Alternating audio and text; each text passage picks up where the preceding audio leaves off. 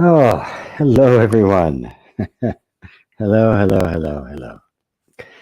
Thought you might kind of a makeshift setup I have today to do satsang. I'm going to try to set some stuff up outside where it's absolutely beautiful, but just the way it's set up here, the deck out front is completely flooded by light during the day, which makes it really difficult to do the satsang from there. So I'm actually sitting in my room. That behind me, it's a little whited out, but that's the scene that I wake up to in the morning. I'm in the mountains of northern New Mexico, about 20 minutes out of Santa Fe. Officially it's this tiny little town called Glorieta. Population 430. I'm at an altitude of sitting in my room of like 7,200 feet. So I've had to get used to. I just got here last night. So is anybody here? Is everybody hearing me? Okay. Is there sound? I have everything set up.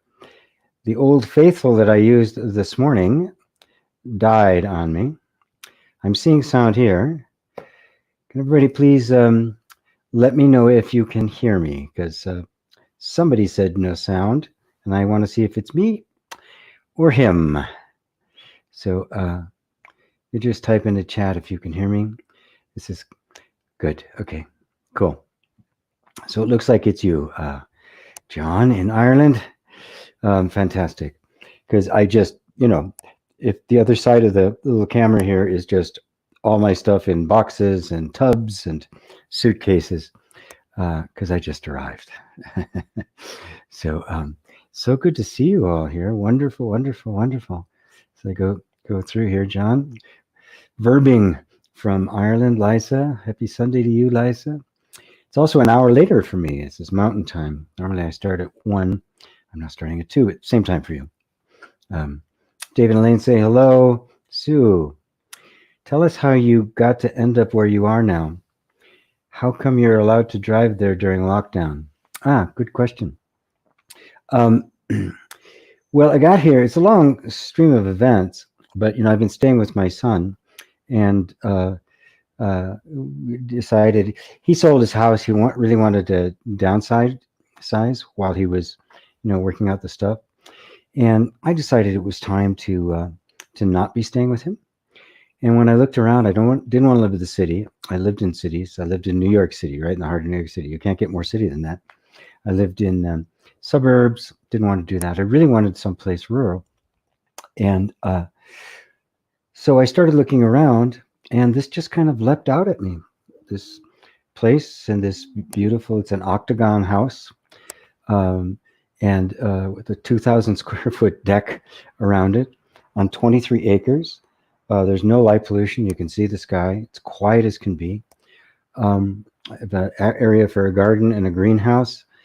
It's really, really nice. The price was good, so I said I'll take it, and decided to drive down. There's no restrictions on driving and on moving during the lockdown.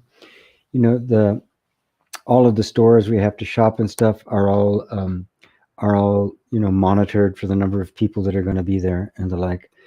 The gas stations are all self-service, right, along the way.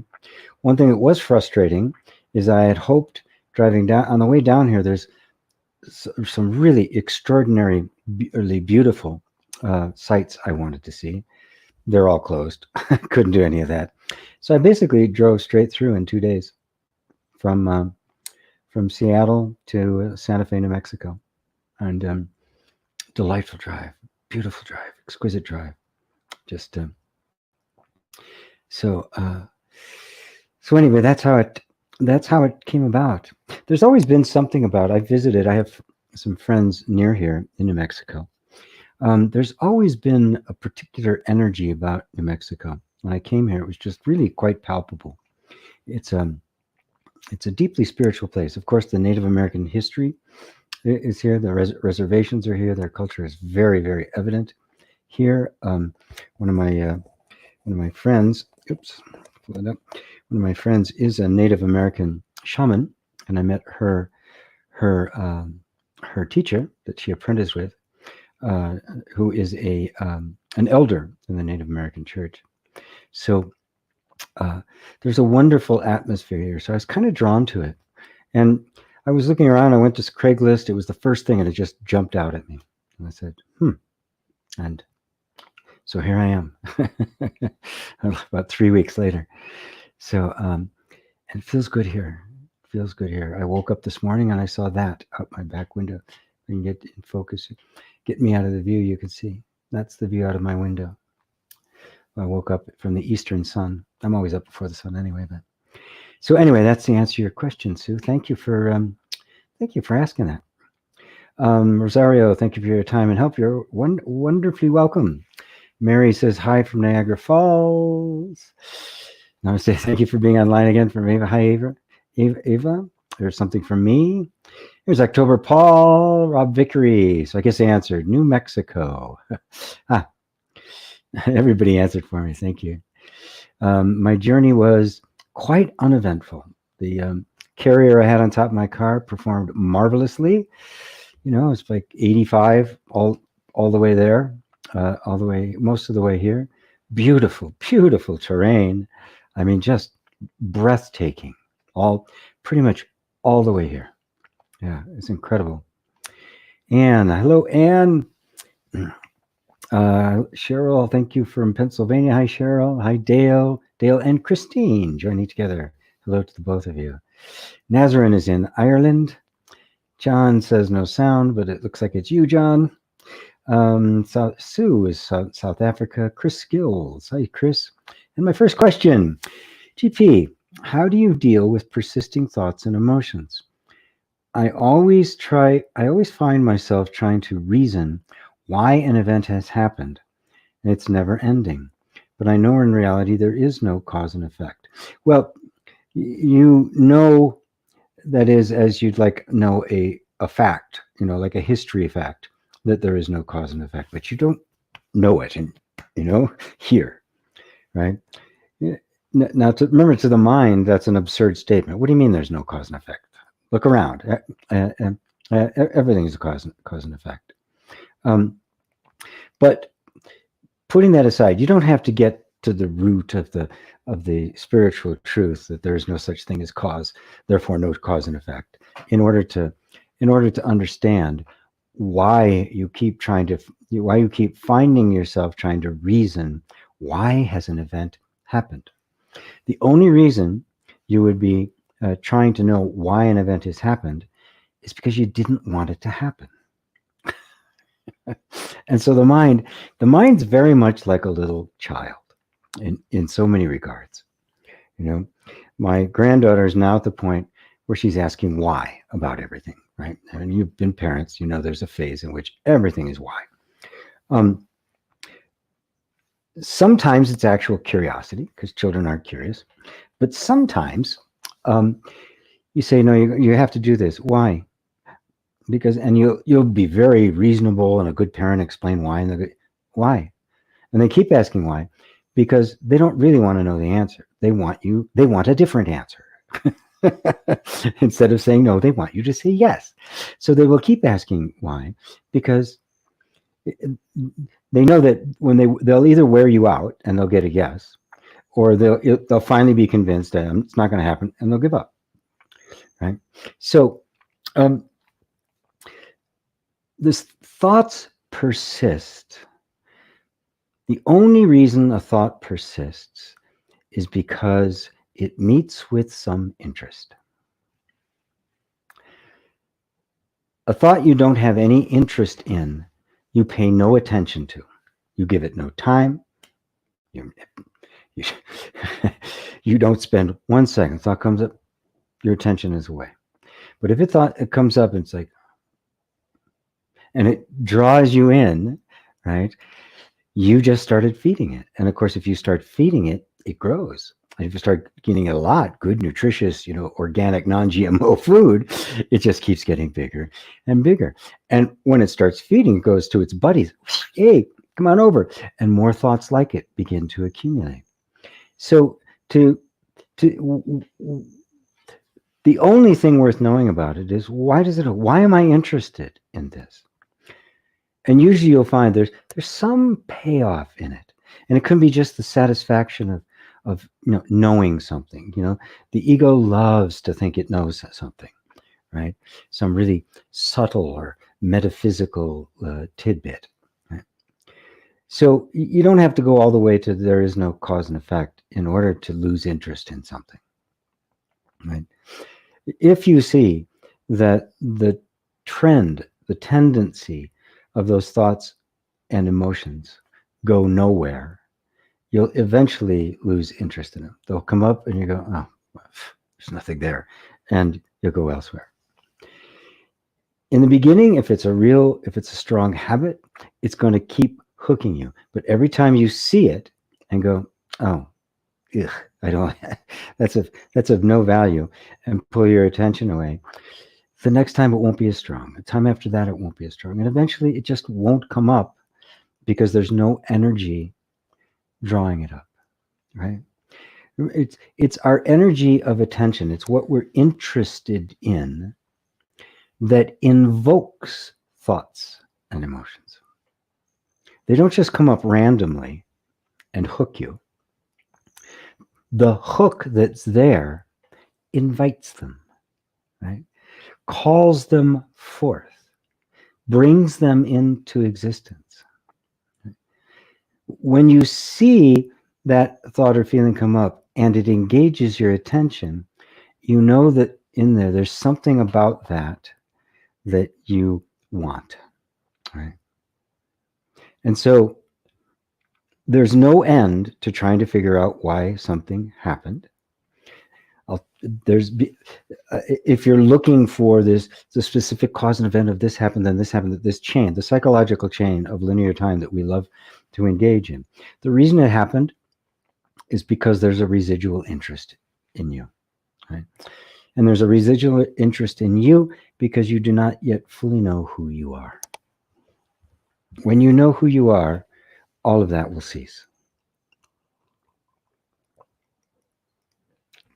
Because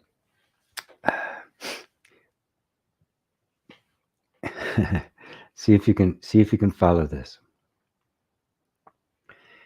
It's not you whose interest gets commandeered. The mind cannot see you, cannot actually see the real you. The mind is unaware of consciousness. So the one who gets hooked into the mind is also the mind. The false sense of identity suffers, right, which is nothing but a thought of yourself, suffers from other thoughts about that self. And none of them are you. So when you say, I always find myself trying to reason why an event has happened, who's that I? Look closely, and you'll find thought comes up, there's an engagement, there's some kind of energy that connects to it, right? And the story begins to cascade and unfold. Yeah, aren't you perceiving all of that? Well, are you the perceived or are you the perceiver? Are you actually the I that is being commandeered, the I that is being sucked into that story? That will get you to the heart of it. Because as long as that I is identified with, if it's not this story, it'll be another one. Because it lives on stories. That's all there is. It is a story. The false sense of self is a story created by the mind. There's nobody actually there. And so the story is, I have these persistent thoughts. I keep trying to find the reason. Stop. Who is that I? Is that I, everything you know about that I, on this side of the lens where you're looking from? Or is it on that side of the lens what you're looking at? And then you'll see that what a wonderful opportunity when the mind does these things. What a wonderful opportunity for you to go deeper into who you actually are and see more clearly the entire mechanism that sustains the false egoic mind. Lisa says, hi from Florida. October Paul. Everybody's now telling me okay about the sound. Hello, Ursula. Rob, Ava. Oops. Oh boy, just skipped down to the bottom again. Loud and clear, loud and clear. Michael. Hello, Michael. Surveyne. Good to see you. Good to see you. Awareness says you can hear. Okay. Hope you be very happy in your new home. I'm sure I will be. I'm sure I will be. I'm so enjoying it so far. I mean, I haven't been here 24 hours yet, but so far so good. At some point here after Satsang, I'm going to actually have to wander into a town to a grocery store and get myself some supplies for a bit. Anyway, Rob said, "Scenery looks amazing. I want to move in." It is spectacular. Yes, yeah. Just the rock formations here on the other side, just trees and mountains and wildlife. It's pretty phenomenal. Yeah. A rough road getting in. I actually had to put it in 4-wheel drive getting into the driveway. Werner says, "Thanks for all you do, GP." You're so welcome. You're welcome.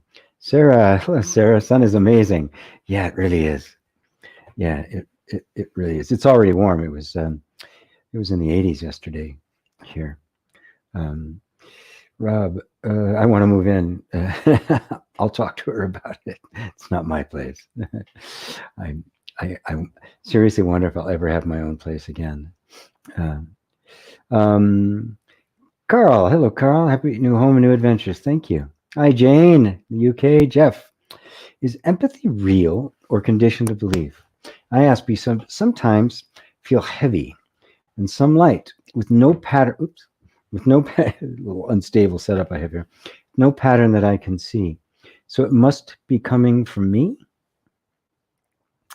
Well, empathy is a human quality. Like all human qualities, will come and go. Some days you'll feel very empathetic. Sometimes you'll feel completely uncaring. Right? There are those people who identify themselves as empathics. I don't think it's a very wise thing to do. I do think there are people who are naturally sensitive to the feelings of others.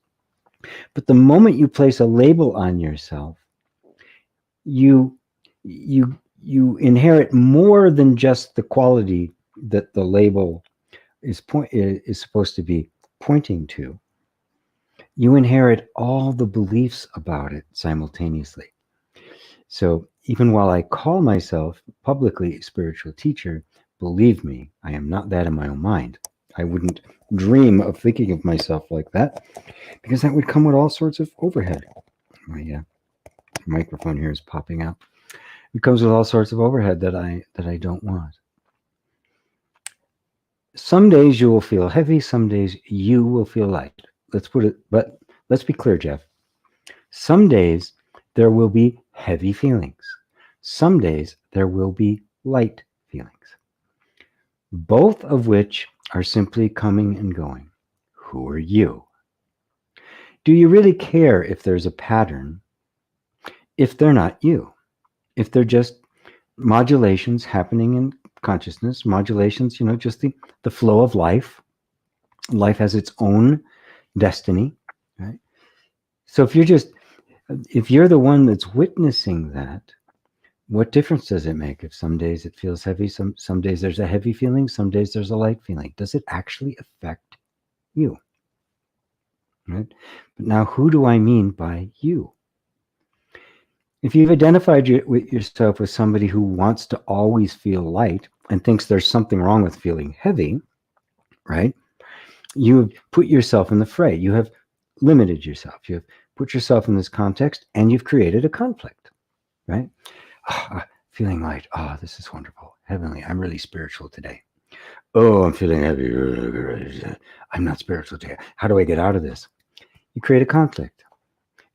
Step out of the conflict. When you are feeling heavy, it means you're feeling heavy. No story, no interpretation, no past, no future. Right? Even the question, it must be coming from me. Is it coming from me? Becomes irrelevant. No, it's not coming from you. It's just coming. Sorry, I've got a little piece of celery in my tooth from before. It's just coming. Life is flowing. Now, it's very true. The more you know who you are, the less identified you are with the ups and downs in life. They tend to smooth out. They don't. It doesn't tend to be. The griefs will be real griefs. The joys will be real joys. But this up and down, heavy, light stuff does disappear because it's sustained by the sense of identification.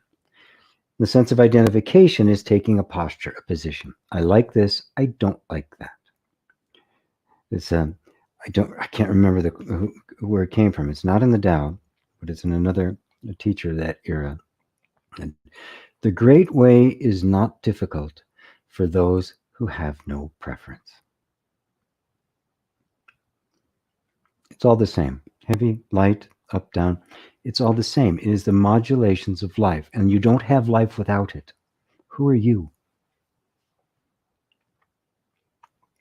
When you say it must be coming from me, who's that me referring to? The infinite, illimitable, inexhaustible awareness? Or from a person, someone trying to be spiritual, someone trying to get, to awakening, somebody trying to be a better person? Who is it? Who do you mean when you say me? That's the crux of the whole thing. If we mean the one who doesn't want to feel heavy and likes feeling light and is trying to figure out the pattern, right? You've identified yourself as a person. You've put yourself in conflict with with the experience you're actually having, and therefore creating suffering for yourself. But if that I returns back home, which is completely untouched by any feeling, be it heavy or light, like the cloud going through the sky doesn't leave a trace in the sky. As far as the sky is concerned, oh, interesting. Nice storm. Nothing more. So when you're feeling heavy, it means you're feeling heavy. When you're feeling light, it means you're feeling light. Take all the story away from it. And what do you have? Just a feeling, a sensation, a momentary modulation of consciousness. And who are you? The pure, unaffected witness to which it is appearing and without which it could not exist. You can exist without it. It can't exist without you, which kind of also dovetails what I was talking to Chris earlier. The thoughts don't think themselves. They cannot be sustained without our attention. You can exist without those thoughts. They cannot exist without you. There's no place you can go and find thoughts sitting around waiting, right? They spontaneously arise and go away. Same with feelings. Now, if that feeling arises and connects with a bunch of thoughts about that feeling, suddenly the whole thing becomes perpetuated. But the feeling that arises, even a heavy feeling that arises, unless there's a thought that grabs onto that and says, oh, this shouldn't be here. What does this mean? Where did this come from? Right? If all of that's put aside and it's just a feeling, even the word heavy goes away. And then it's just a sensation of a particular color. And has no meaning, no past and no future. Then you are its master. And then you're sitting in the pure space of undisturbed, imperturbable awareness. Thanks, Jeff. Sarah, Lucky Ducky, Santa Fe, New Mexico. Yes. Completely unplanned. I recommend an unplanned life to all of you. There's no strategy. I mean, it was really just this impulse came over. I started looking around in New Mexico. So I looked on Craigslist in New Mexico. The very first thing popped out. I sent her an email. She responded almost immediately and didn't even ask for references. We had a little conversation. She gave me a walkthrough on FaceTime. Walked around the place. So it's fantastic. I sent her a deposit. Done. Completely, yeah. I have a feeling this is where I'm supposed to be, but I have no idea why. right? Or even if there is a reason why. So Anja says, hello from Germany. Jane, how can I start opening my heart to receive love and transcend fear? Oh, that's a beautiful question.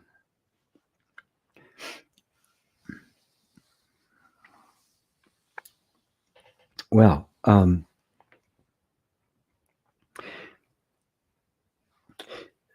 it is the fear that is still lodged in the nervous system that actually, it doesn't close the heart. It puts layers of defense in front of it. It's a better way to look at it. Realize that that it's a protective mechanism, and at some point in your heart, in your life, maybe many times in your life, be it with your parents or siblings or maybe a romantic relationship or something, there was enough pain that the nervous system decided that opening the heart's not a good idea, right? Remember, the nervous system, especially the safety mechanism of the nervous system, isn't subtle, right?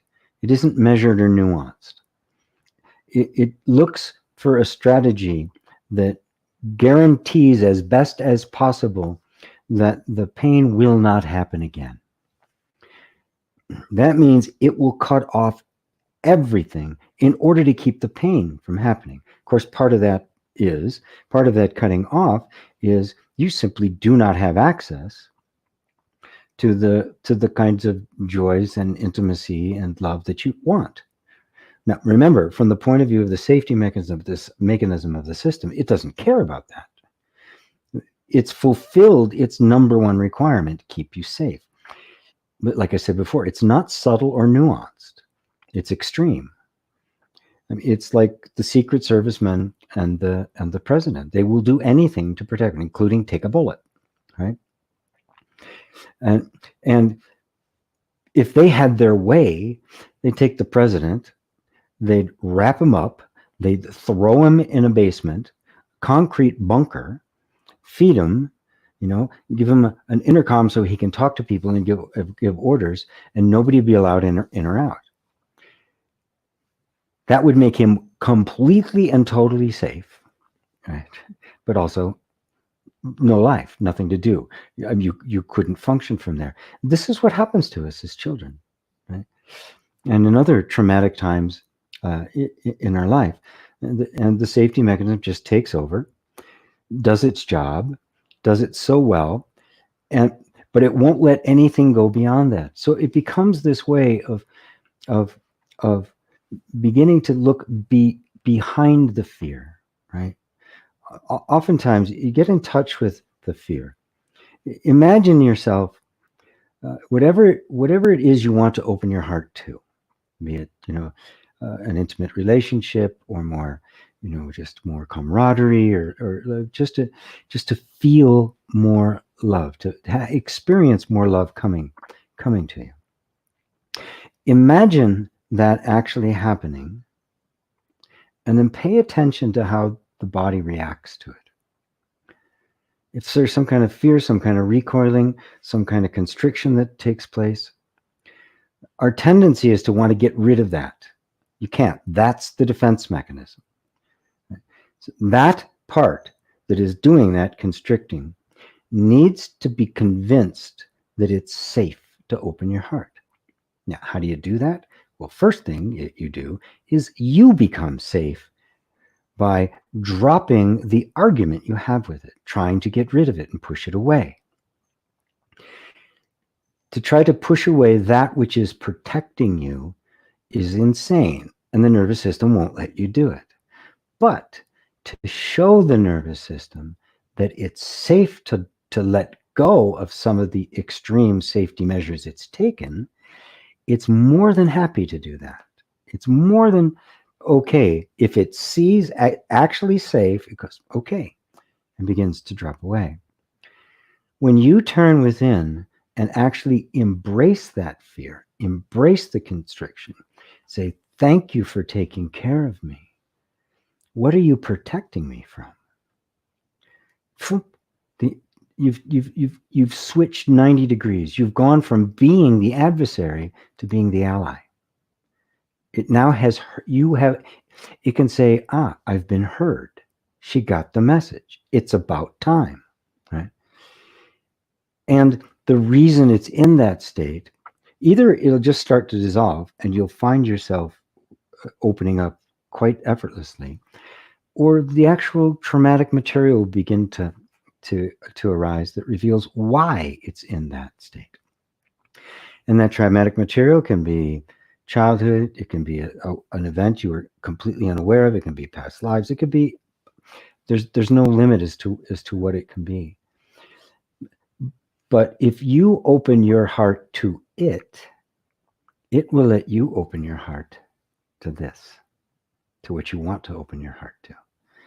So you have to see that you have to start by getting out of the conflict you have with yourself. That's what I call inner reconciliation. You are reconciling with the parts of you that you've disowned. And those parts have been disowned simply because they've been misunderstood. We haven't really understood what they're about. That's why I teach the class on the chakras. It's a bunch of archetypes I use to show you the parts of you that you disowned because you had no idea what they really did. You know, we want to kind of cling to the heart and vision and all that kind of stuff, but we want to push away the tribe, the real guttural life stuff. But isn't that what we want? The concrete life, visceral life, feeling life, touchy-feely life.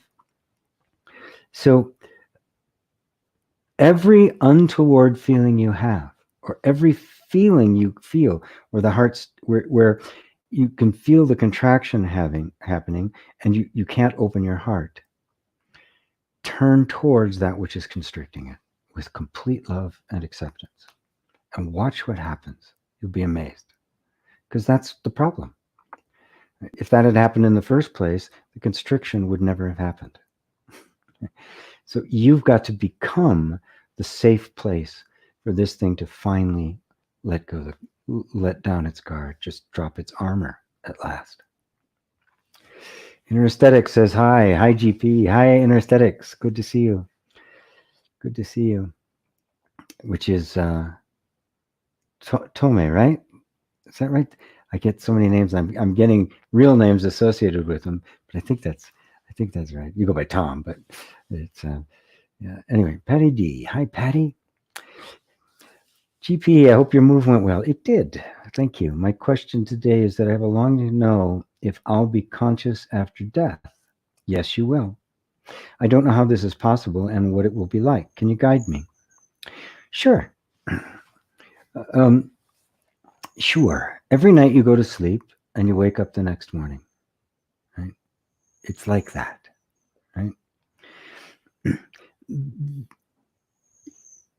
The mind will never be satisfied with any answer because the mind is limited to the senses, right?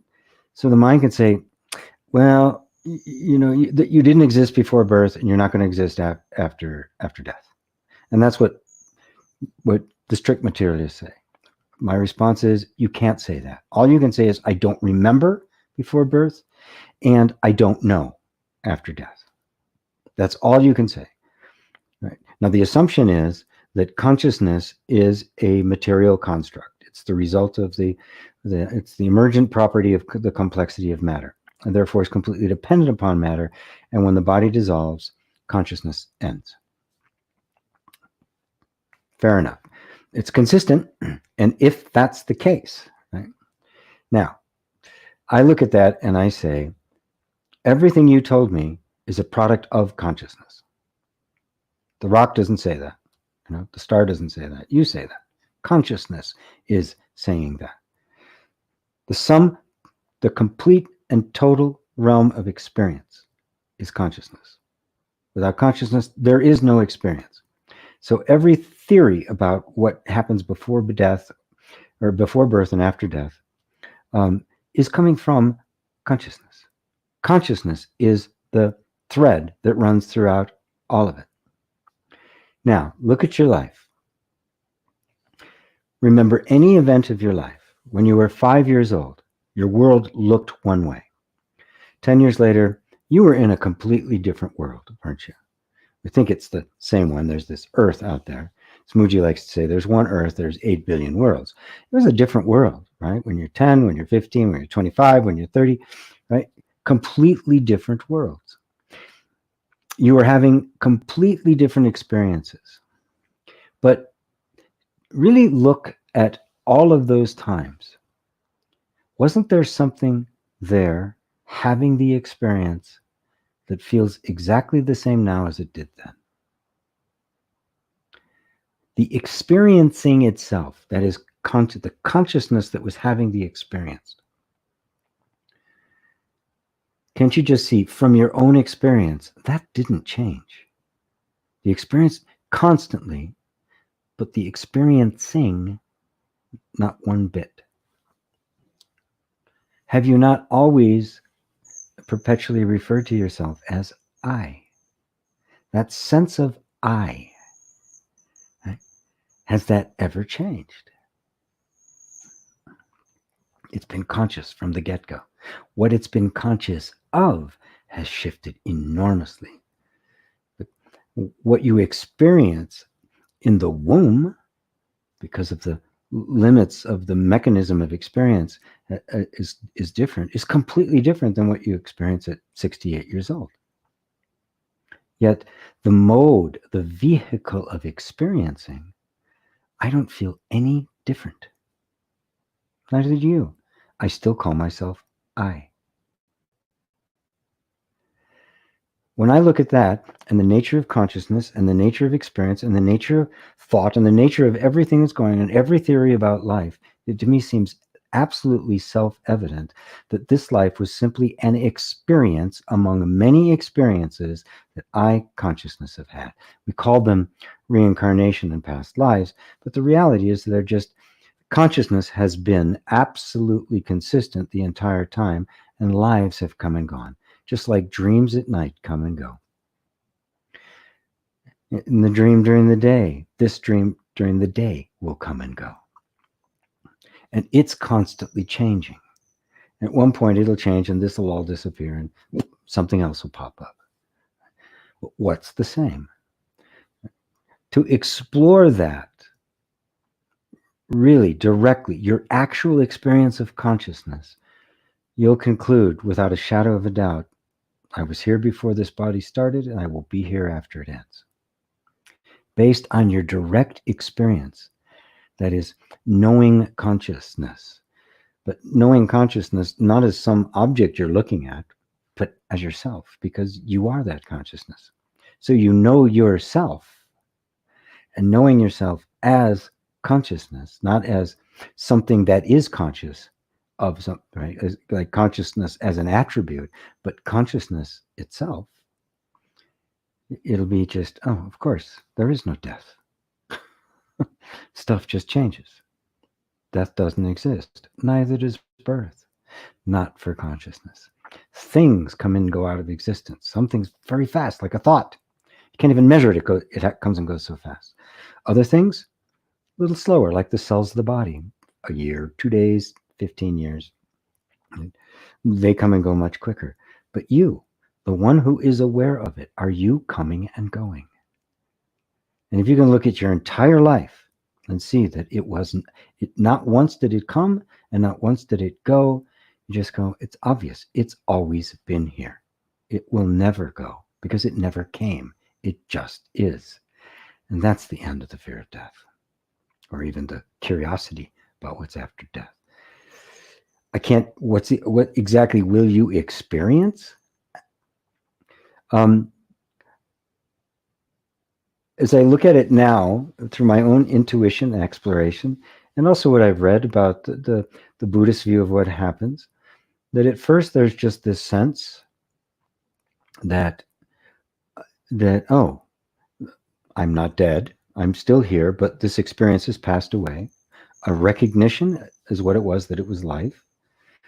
Maybe of a period of time where you can kind of reconcile with some stuff that you might still be, some energy you still might be carrying, because if it isn't reconciled, it'll just carry over to the next one.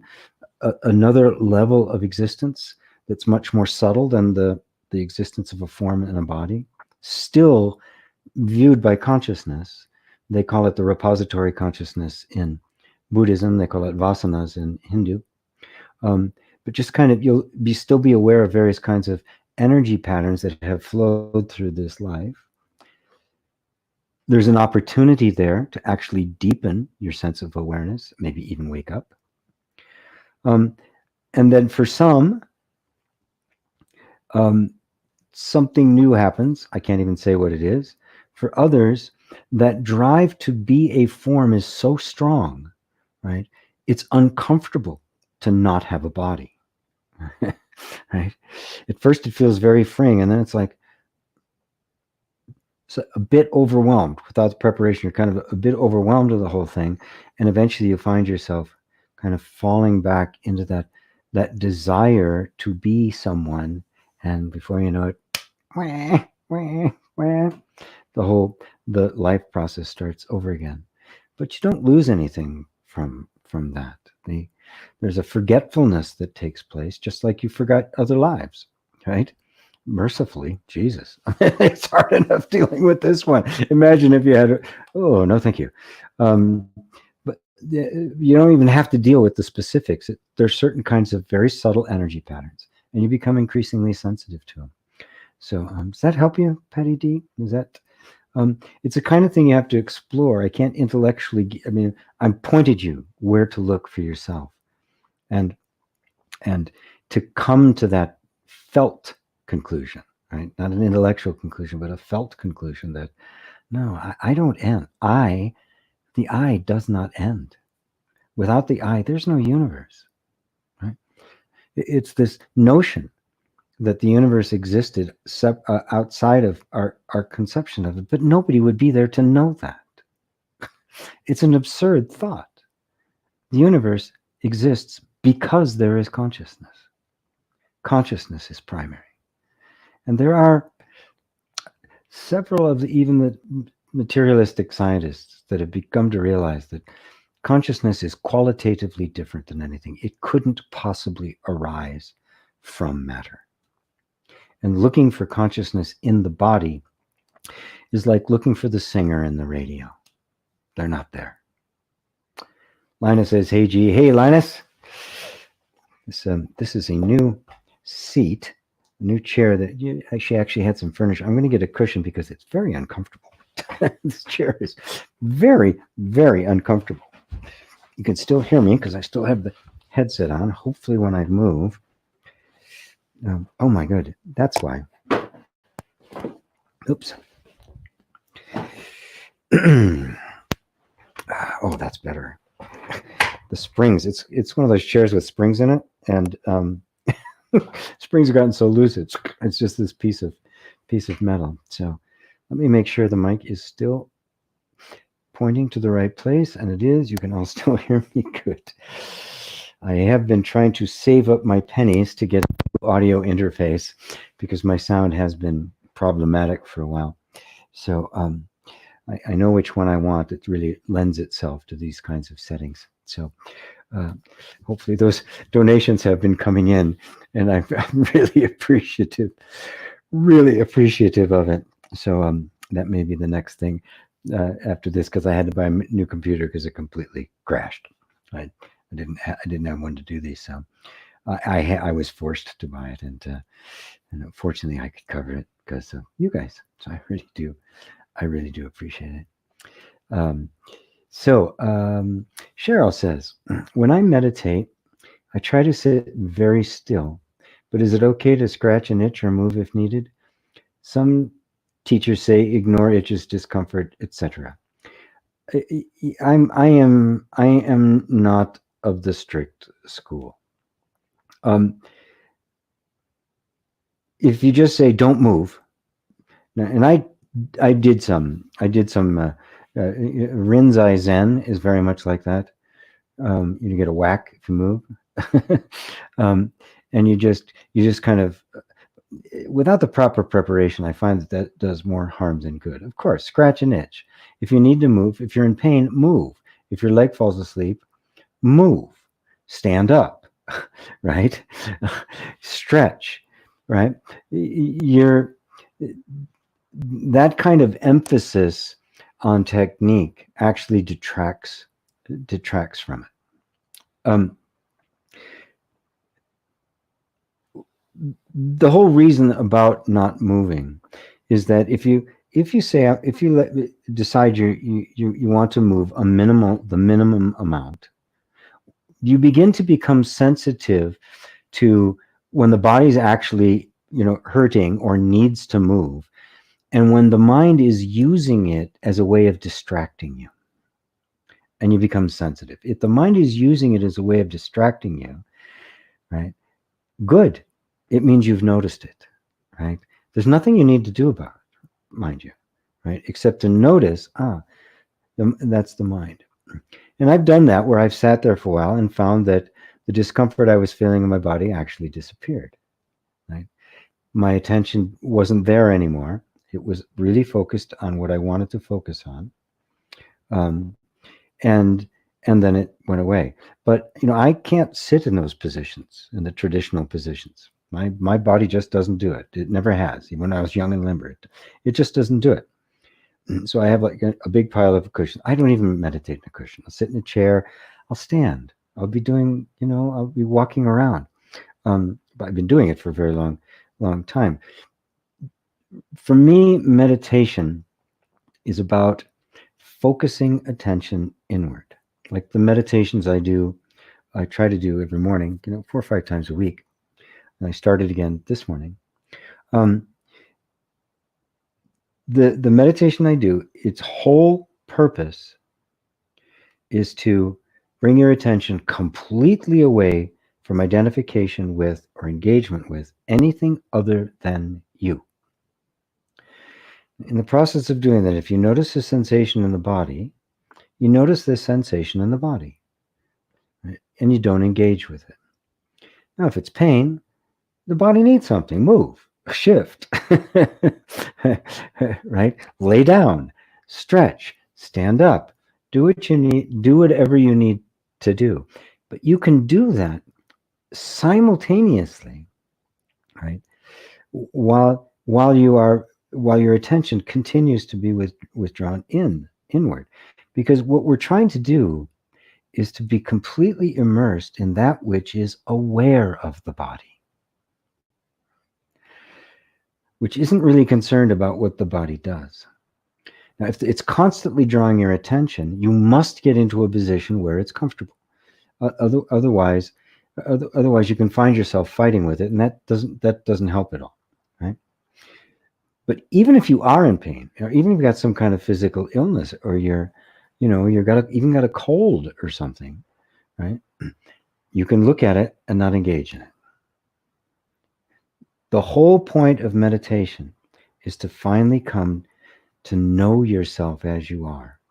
And to know yourself as you are means you are knowing yourself not as one thing knows another, which means any thought of you is not you, because there's you, the perceiver of it, and then there's what is being perceived. Can you, the one who perceives thought, emotion, and sensation, can you perceive yourself? If yes, then what are you that is perceiving you? At some point, your capacity to perceive stops, and you cannot perceive yourself. Just like your finger can't touch itself, no matter what it does. The eye can't see itself. You, pure awareness, cannot know itself as an object. How then do you know yourself? You know that you are. How? Such a deep thing to ponder. I hope I can get you interested in looking at this. Even though I can't perceive myself as any kind of object of thought, emotion, or sensation, how do I know I am? I know I am. How do I know? This is non-dual inquiry. This is real non-dual inquiry. You are looking directly at your own experience without any reference to anything external And you're asking the deepest question there is. How do I know that I am? Who am I? And I can't answer the question, who am I, with any thought, emotion, or sensation. No human knowledge will do anything for me because those are all perceived. This becomes direct, non-dual experience. Non-phenomenal recognition is what Mooji calls it. That is the deepest meditation there is. It is the complete directing of attention to the point where even attention has to stop because it doesn't have anything to see. The mind cannot go past this point. That is the end of the mind. It's the end of human knowledge. You know, the Hindu term for non-duality is Advaita Vedanta. Vedanta means the end of knowledge. Right? Right? Human knowledge stops. It is no longer useful. It can't help you beyond this point. Does that help you, Cheryl? Right? Right. And so you can tell if the mind is just, you get a sense if the mind is just trying to distract you, just bring your attention back. And you start. If there's a little pain or an itch or something like that, bring your attention back. Right? If it persists, scratch it, move. Right? If it doesn't persist, good. Then it was just kind of mental disturbance, and it's not important. But if it does persist, you'll make a bigger deal out of it. Oh, I shouldn't move. And now all your attention will be on not moving, right? I shouldn't moving. And of course, the end result then is your attention is all on the discomfort, right? Right? We don't want it there. We want the attention on you. We want to bring your attention so deeply in that it reaches its own stopping point. And at this point, self-knowledge becomes purely experiential. It becomes non-dual. It becomes what's here. Right? And you find out who you are. And that is the space in which self-realization happens. Wonderful, wonderful, wonderful. AG, so lovely to hear from you again. How do you respond when you fail to accomplish your goal? Why it feels low? Is that attachment? Yes. I don't want to use that word attachment loosely because it means different things to different people. So let me be really clear what I mean by that. I'm always referring to attachment to the result. There's a form of yoga called karma yoga, which really grows out of the Bhagavad Gita and Krishna. And it grew out of Krishna's conversation with Arjuna, who was very upset about what he had to do. And it was a horrible thing that he had to do.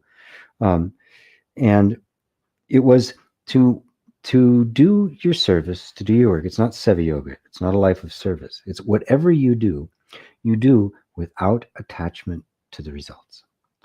It comes, it's yours to do, you do it. End of story.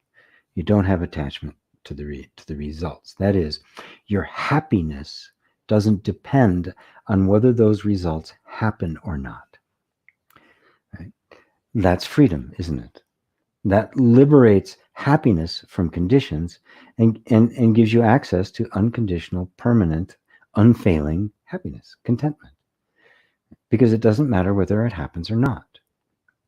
Right? If it does, wonderful. If it doesn't, wonderful. Right? So the way most people do the goals, and especially, success movements and law of attraction and things like that, right? If you don't get the goal you want, you are, that's a failure, right? I don't see it that way. I see life is itself. Living life is a goal. And let's say you set a goal, right? But you don't attain it. But if you've actually gone through some kind of process through the goal, something's been gained, right? Because ultimately, that goal we invest in we're investing in that because we believe it's going to bring us happiness. Simple as that, right?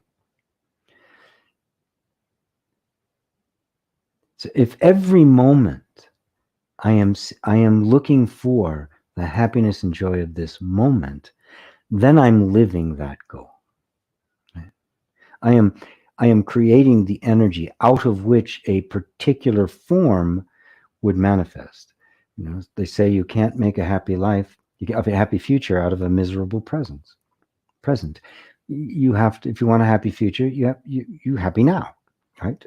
Nobody has happiness in the future. Nobody has wealth or anything in the future, right? And nobody wants it in the future. We want it now, because the future is the carrot and the donkey, right? Or the mirage in the desert. You never get there. Right? We're looking for a feeling right in this moment. We're looking for a state of being right in this moment. That's why a goal is a direction, not an objective, right? A goal. You start moving in that direction, you see what you're going to find. You may find, oh, I don't really want it's the goal itself will morph. The things you care about will morph. And in the process, you will morph. And the transformation that you make, of course, will present you then a completely different world, because it's all the eyes through which you're looking at. The thing you thought you wanted before, you'll find you don't, right? There's nothing worse than devoting yourself to a goal, getting it, and being unsatisfied with it. It's like, oh, what, really? And sometimes people put all this effort into it and they're not satisfied, right? Now, some will say, think they're satisfied, try to convince themselves they're satisfied. See, this is great, I really did it. Maybe you can sell programs on how to get it, right? Are they satisfied? The satisfaction is never in the goal, it's in the life being led. Right? So Buddha didn't say don't be attached. He says don't be attached to something that doesn't exist, that can't be attained. If we invest our happiness in a goal, in any object of attainment, you have an attachment. It's a fool's errand because it doesn't possess it. Only you do.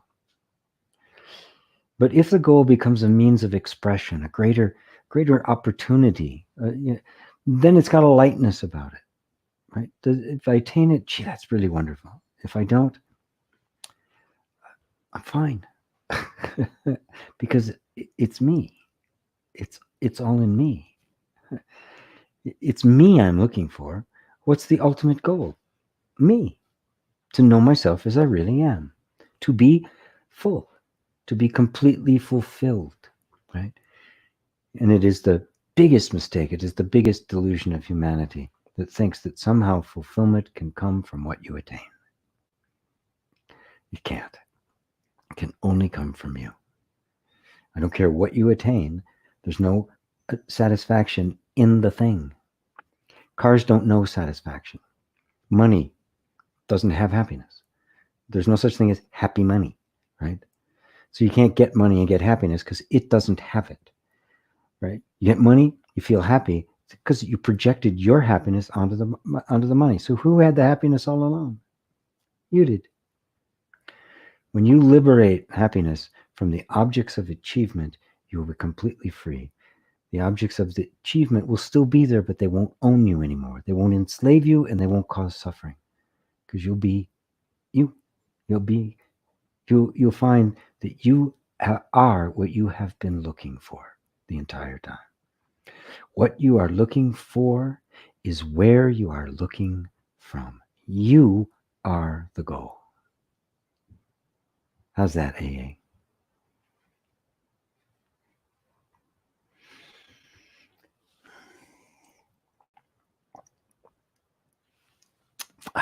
Lisa, hi GP. I often have anxiety, and when I do, I feel like I accidentally send this anxious energy to people that I'm watching on TV, live TV, or through YouTube TV. I admire some people, and if continue a little bit before, let me see if I can find it. Oh, I found it, and then it jumped away on me.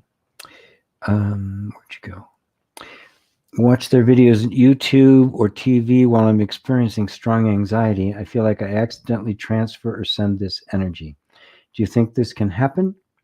Being able to send anxious or negative energy to other people by looking at their photo, watching them on TV or on a video? No. No, I'll let you all in a little secret. It's one of the most powerful things you'll ever learn. Nothing affects you but you. You may pick up on other people's thoughts. We're all sensitive to other people's thoughts. So if you're holding anxiousness, somebody might feel your anxiousness, right? I feel people's things all the time, right? If I identified with them, I'd really be screwed, right? But the anxiousness, you're saying that I'm feeling this anxious, and they're feeling anxious. Maybe you're feeling it from somewhere else too. Did you ever think of that? Are you the origin of it? Are you the source of all anxiety in the world? Have we finally found the excitement so we get rid of you and nobody's going to feel anxiety anymore? Right? Yeah, we make up all sorts of stories. What's actually happening, Lisa? You're feeling anxiety. That's it, right? Throw everything else out, right? Is there a relationship between your anxiety and the guy on TV and the people next door? Right? It's all in the mind, right? And it means nothing. It's a story. And if we get caught up in that story, the only thing we're going to do is perpetuate anxiety, right? And I think what you really want is freedom from anxiety, not to know whether or not your anxiety is going out into the world, which, by the way, if you look at it closely, is just the mind creating more anxiety. Oh my God, my anxiety is making other people anxious. I'm a horrible person. I'm so like, can you see the, right? Throw all of that out. Just put it all aside. What's actually here and now? I'm feeling anxiety. Okay. There's an anxious feeling in me. Can you just be with that feeling, that anxious feeling? Just be there. The mind wants to make a story. Yeah, but what about, no thanks. I don't need you right now. I don't need a story. This is what's actually happening. The story is secondary, interpretive, right? And made up. It may not even be true. Matter of fact, it probably isn't, right? It's just, history and their upbringing is just all sorts of things. What's actually here and now? Me, clearly, I'm here, and I'm experiencing these sensations of my body that I have labeled anxiety. Maybe the heart sped up a little bit, breathing is softened, there's a little tension in the body, there's a feeling in the stomach. It's kind of like, you're preparing to, fight or flee, low-grade stress. Okay, we can use all those words and just be present with it in the body. No story, no nothing. You're not feeding it, right? You might even ask yourself, is there really something I need to be afraid of here and now? But you don't ask your mind, because it'll have a million yeses. Oh yeah, we got to be afraid of. There's the virus, and there's the economic collapse, and then there's the possibility of a flat tire, and Netflix. Your Netflix account could get canceled. The mind will just spin off and off and off and on and on and on and on. Right? You don't ask your mind. You ask the anxious energy itself. It's like, what are you protecting me from? What are you anxious about? And you don't engage the mind. You just pay attention to it. It's the most loving, self-honoring thing you can do. And just watch what happens. 9 times out of 10, it'll just dissipate. Sometimes it'll tell you. And you might even, something from the mind. Yeah, but something could go wrong. Yep, something could go wrong. You're absolutely right. Are we prepared for that? As best we can. All right. Is there anything more we need to do? No. Okay. So now you're engaging with this energy without conflict. It's not an antagonistic relationship, and it's not the perpetual stories of the mind. It's the direct experience of what's here and now. And when you do that, that's what Eckhart Tolle refers to as presence. You are in the power of now, because you are experiencing it now. You are fully here and now. That's why that book was so wonderful, right? That's why everybody wanted to read it, right? Very few understood it, but everybody just, intuitively felt that the now is okay. That right now, there's nothing wrong. And I have to go into the future or the past to find something wrong. And so in the now, very rarely is anything actually ever wrong. And when it is, it's so small, you have all the inner resources you need to take care of it. This is what it means to be fully here and now. Does that help, Lisa? Thank you. That was a beautiful question. Eli says, hello, Mr. G. Hello, Mr. E. Happy Sunday. Happy Sunday to you. Rob, what happens after the body dies if consciousness has come to see consciousness before the body dies? The body will fall away. Conscious will notice it. Right? There'll be an enormous sense of freedom, right? Of reunion. And all of experience will get transformed, right? I can't tell you what that is. You have to discover it for yourself. But it's very similar to whatever's being experienced here. Experiencing doesn't stop because the dynamic nature of consciousness is that the universe is the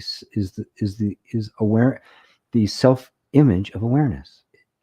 It's awareness pondering her, it, his own nature. So it's continuous. The sense of being a separate self is gone. I am now the universe. The universe continues. Right? Not necessarily like this, but manifestation continues. It's just no longer personal, right? So put your attention on coming to see consciousness so you can answer that question directly, right? What are you experiencing now? That's what you'll experience after the body dies. You'll find the body didn't die. The body never was. The body was simply a constant transformation, modulation of consciousness. There was never a birth. There was never a death. The body never, ever even actually existed as a thing. It was just a flow. A flow of what? The flow of consciousness. The dynamic aspect of consciousness, rooted in pure awareness, the absolute. That which is beyond all knowledge, beyond all opposites, beyond all experience. That which you actually are. That which is the true me, right? And that's the best name for it. It is a sense of the infinite me. Carrie Brogan, good to see you safe and sound. Thank you, Carrie. Kathleen, hello, G. Hello, Kathleen from South Spring Island. Love hearing the story of your drive to New Mexico. Such a deeply sacred land. It is. It is. I can feel it. I can feel it here just walking around. It is. It's really extraordinary. It really is quite extraordinary. I have a feeling that this particular part of the country, and I don't know, I think I feel it all the way down in New Mexico, all the way up to the Rocky Mountains, is going to play a role in the world transformation that's coming about as a result of the world of consciousness. The manifestation, of course, has to change, has to shift. The dark side of humanity is coming to the surface. It's making a bid to control the entire show. It's going to fail, of course. It has to, because it's totally insubstantial. But I have a feeling that there's something about here that feels very auspicious to me. And I feel like I've kind of been drawn here for a reason. I discovered after I had decided to come here, I'd made the plans, and I told some of my friends, one of my friends, that it's here she's a Native American shaman. She has a nonprofit, and she's actually putting together the financing to develop an eco village very close to me. She wants me to come and participate in it. It's going to have a retreat center. It's got a big yurt. It's got places for people to stay. It's got a big house on it. She can do her ceremonies there and retreats and that sort of thing. So I may actually end up having my own little retreat center at some point.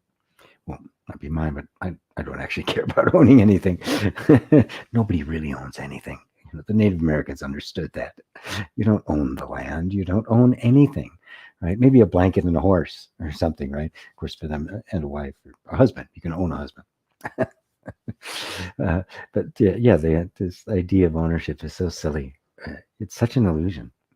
Like, boundaries of states and stuff. Anyway, Sylvia. Hello, Sylvia. You look, I think I recognize that name, but are you new? Anyway, dear GP. Oh, you left this as a comment before, and I was going to make, thank you for bringing it. This is where I saw the name before. This is such, thank you for bringing this here. Dear GP, I listened to a non-duality teacher on YouTube. He said Hitler and Mother Teresa are the same. That really shocked me. Can you help me understand this? Love, Sylvia from South Germany. I don't know the teacher. I don't know the context in which it came. I have heard teachers make statements like this, and it's irresponsible and it's nonsense, right? It's utter nonsense. It's like saying Mozart and Justin Bieber, they're the same. Yes, my stick figures, right? If I did an oil painting, right, that was, it would be a total disaster. No one would want to look at it, including me, right? Is that the same as the Mona Lisa? Well, yeah, they're both oil paintings, right? Yes, Hitler was a human being. So was Mother Teresa, right? In the essence, yes, we're all the same. We all start out the same, but boy, do we get conditioned differently. So to say that Hitler and Mother Teresa, this is the kind of nonsense that completely confuses people and says, you know what, non-duality, what a crock of shit, right? And if that's all that was, I'd agree, right? It's nonsense. Put it out of your mind, Sylvia, right? I don't know who it was. And again, I don't know the context, right? It may actually have been somebody, and in context, it may have made sense. I'd have to hear the whole thing. Taken out of context, which a lot of people will, and a statement like that is so assertive and confrontational and controversial that it will be taken out of context, right? And so I question, again, I'd have to hear the entire thing, but if it just kind of came up like that, I would say, don't pay any attention to that teacher anymore, because it's bad teaching, right? Right? Yes, on a certain level, we're all the same. Hey, guess what? The same, you and I, and the cockroach are the same. We're all various manifestations of life, right? But that's kind of the, I've heard things like saying like that there's no difference between anything, and all the differences aren't really spiritual, and that's what it means by all one. It is just a completely naive misunderstanding of what the actual truth is, right? Is there a difference? Is there a difference between a dolphin and a shark? Well, go swim with both and you tell me, right? That's the kind of statement that would have gotten a Zen stick upside the head, right? Oh, it's the same. If I hit you or not, good. I'm going to hit you. Right? It is. That's the kind of statement that gets made without wrapping the right context around it. Without I just lost my train of thought. I forgot what I was going to say about that. But anyway, no. No. Look at the essence of it, right? And yes, deep down inside, Hitler was a human being, had the same potential as Mother Teresa, but because of those particular conditions and experiences and his parents and his all of that kind of stuff, there was a total psychopathic distortion that emerged, right? That turned him into basically the archetype for evil, right? And the whole Nazi thing, the bureaucracy of it, the militantness of it. And we see it repeated all over the world. He was psychopathic, right? The same human mind,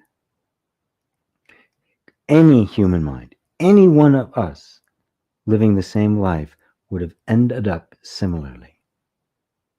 Right? None of us would be exempt. Right? Did Hitler ever come in contact with anything that would have introduced him to the possibility of consciousness? I doubt it. I highly doubt it. Of course, to that point, his state of mind might have been such that he would have just tried to control it. Like the story I've often told about Alexander the Great, who got very, very interested in non-duality, right? Because of the sages of India when he had conquered India, right? He couldn't let go of Alexander the Great and become the mendicant, but nonetheless, something inside of him saw something there, right? Right? Obviously, it didn't for Hitler. Of course, Mother Teresa never saw the non-dual either. Hers was just the very religious point of view. So, but the bottom line is, it should shock you. Statements like that are irresponsible at best, and just downright stupid at worst. But again, I don't want to poke at any particular teacher, right? I tell people to shy away from the ones that are stuck in the absolute, right?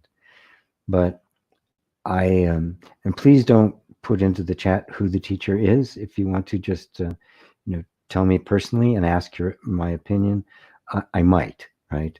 I will listen to it, and I'd have to listen to it in context to see whether or not it actually led up to it and explained where that is. But to just say something that without the explanation that I give, that in essence, yes, we all end up living out our conditioning as robots unless consciousness intervenes in some way, then unless they did that, then it was really quite irresponsible, and I would write that teacher off. Simple as that. So I hope that puts you at ease, Sylvia. And thank you for bringing that to me. Yeah. The whole problem. I see non-dual. The language, the metaphor, the stuff that's used to try to explain non-dual pointers to point to the non-dual can easily be appropriated by the mind, the ego, to serve its purposes, and it can become intellectual. And people can even think they really do understand, and they can to a certain degree. Right? But what's missing is the heart, right? And the heart has to be dismissed. The whole sense of feeling, right? Knowing yourself, but not knowing intellect, knowing intimately the way you'd know your best friend, to true self-realization. There's a reason why the most revered of all the Buddha sutras is called the Heart Sutra. Right? And the goddess Kanon, the most revered in all of Asia, is both male and female. It is the merge of heaven and earth. It is of the masculine and the feminine, of the absolute and the relative, of wisdom and compassion. And that merging, which is beyond all explanations, is the womb of all Buddhas. It's the womb of all wisdom. Right? The prajna paramita, which is wisdom, the ultimate wisdom that takes you to the other side.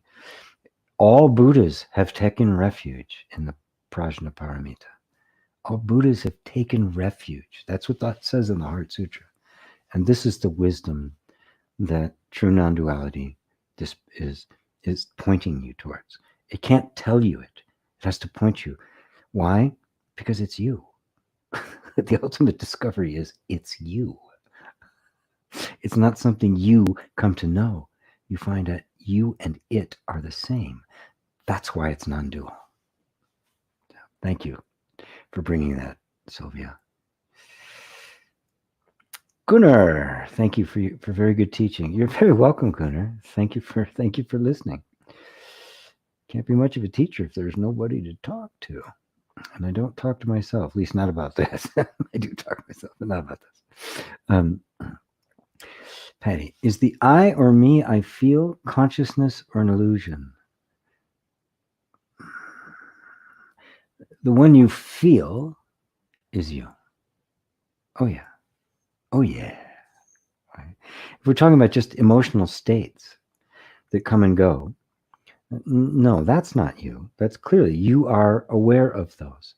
But isn't there a felt sense of your own being? The I am, right? That felt sense of, we can all do it. Right now, if I ask you, do you exist? You'll all answer yes, right? So between when I asked the question and when you answered, where did you go to reference that? Didn't refer to emotions or thoughts or sensations. Just this intuitive sense that I am. You call it a feeling, but it's not an emotional feeling, isn't it? It's more subtle.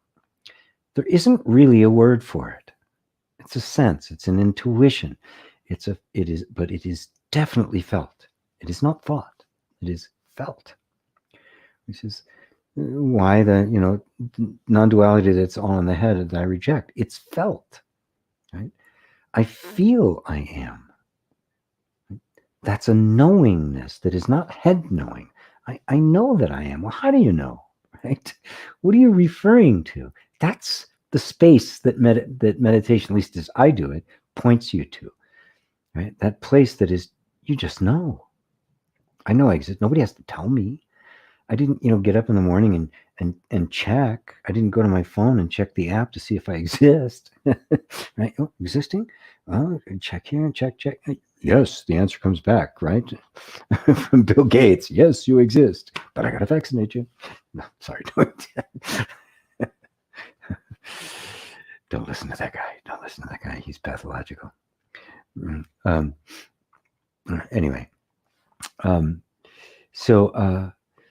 Yes, that's consciousness. The illusion is the identification with the mental image that you are, or just the emotional states you experience, or the sensations that you're feeling.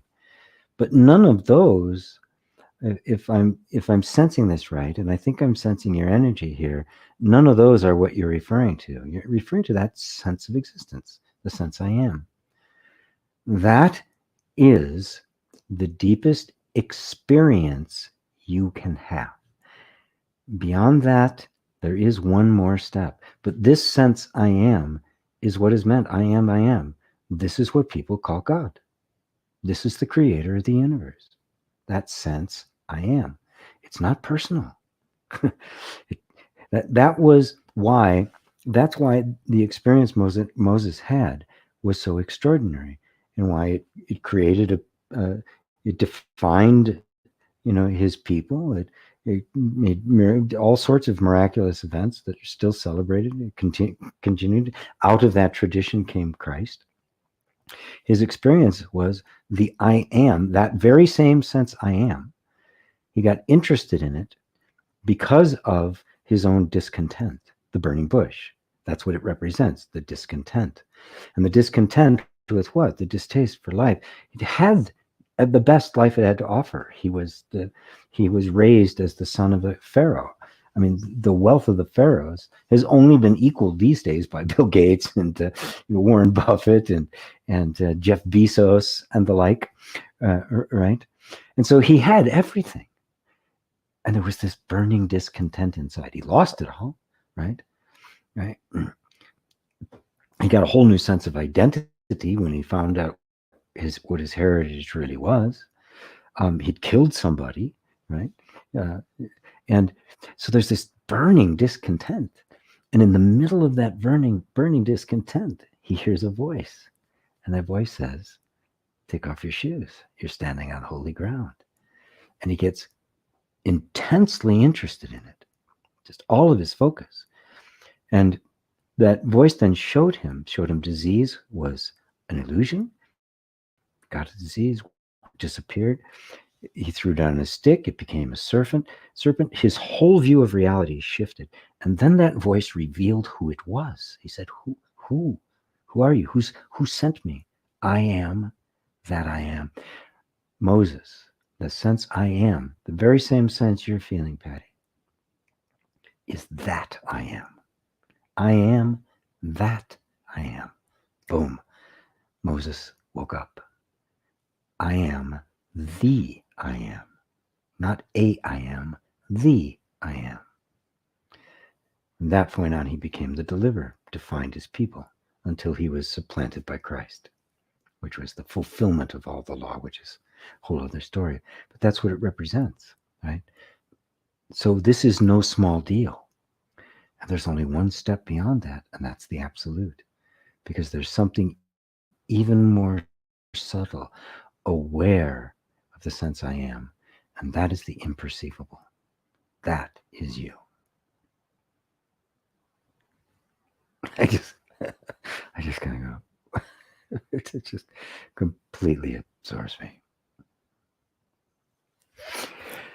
Nazrin, I've been keeping myself hidden as an artist. Well, why don't we stop? Now I can see the visionary and the nymph. Also, story. Are you signed up for the chocolate class? Oh, you probably haven't been able to make the live calls that I have been doing kind of early. Maybe I have. Maybe I just missed you. I do miss things.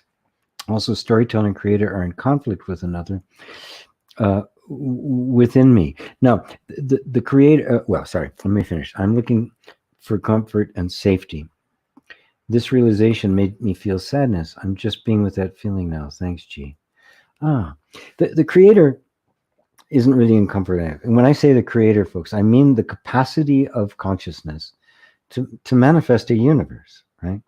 But what it manifests depends on a whole bunch of other factors, all of which are brought into reconciliation and harmony with each other through recognizing who you really are, which is the light at the center, which is what you're going to be getting next, right? The storyteller is the ego, right? And it solves the conflict between the nymph and the tribe, our most primal desires, right? And our sense of identity. All of that gets solidified into a system that's not who we really are, but it brings stability to our lives. But it creates conflict with the world because it separates you from everything else, right? And everybody has within them a visionary. And artists, of course, live on vision, right? You know, everybody has it, but for the artist, that is one of the most active aspects of consciousness, that creative seeing, right? And so it's actually a conflict between the visionary, the artist, you know, and this enormous freedom that you feel and the juice that art brings to you, and the sense of identity or the storyteller that has locked you into a place that is safe. You say, I am looking for comfort and safety. No, you're not. The inner tribe is. Right? You are seeing this as this quality you have to get rid of, and therefore you're making this fight. Step out of that. Step into the role of the peacemaker. Right? You desire to not be hidden as an artist. And of course, why take your work and then stick it in a closet? I've done that. I've got lots of stuff in the closet, but that's not why you do it. You want to share it, and of course that's perfectly natural. That's part of the heart energy of wanting to share what you have to offer, and you have a vision for what you want to share. And there's also the drive that's probably dominant. It is dominant in most people until it's reconciled with of safety. So just step out of the role of trying to figure all this out and just step into the role of the one witnessing all of it. There's the artistic ability and creativity and vision. There's the desire to give and expand and grow. There's the energy of the juice of life and freedom. And there's this other energy of sense of identity and the drive to safety. don't take sides.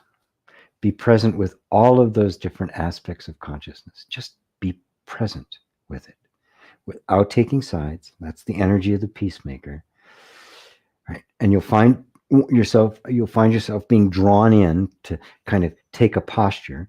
The moment you see it, just withdraw back and just let it play itself out, right?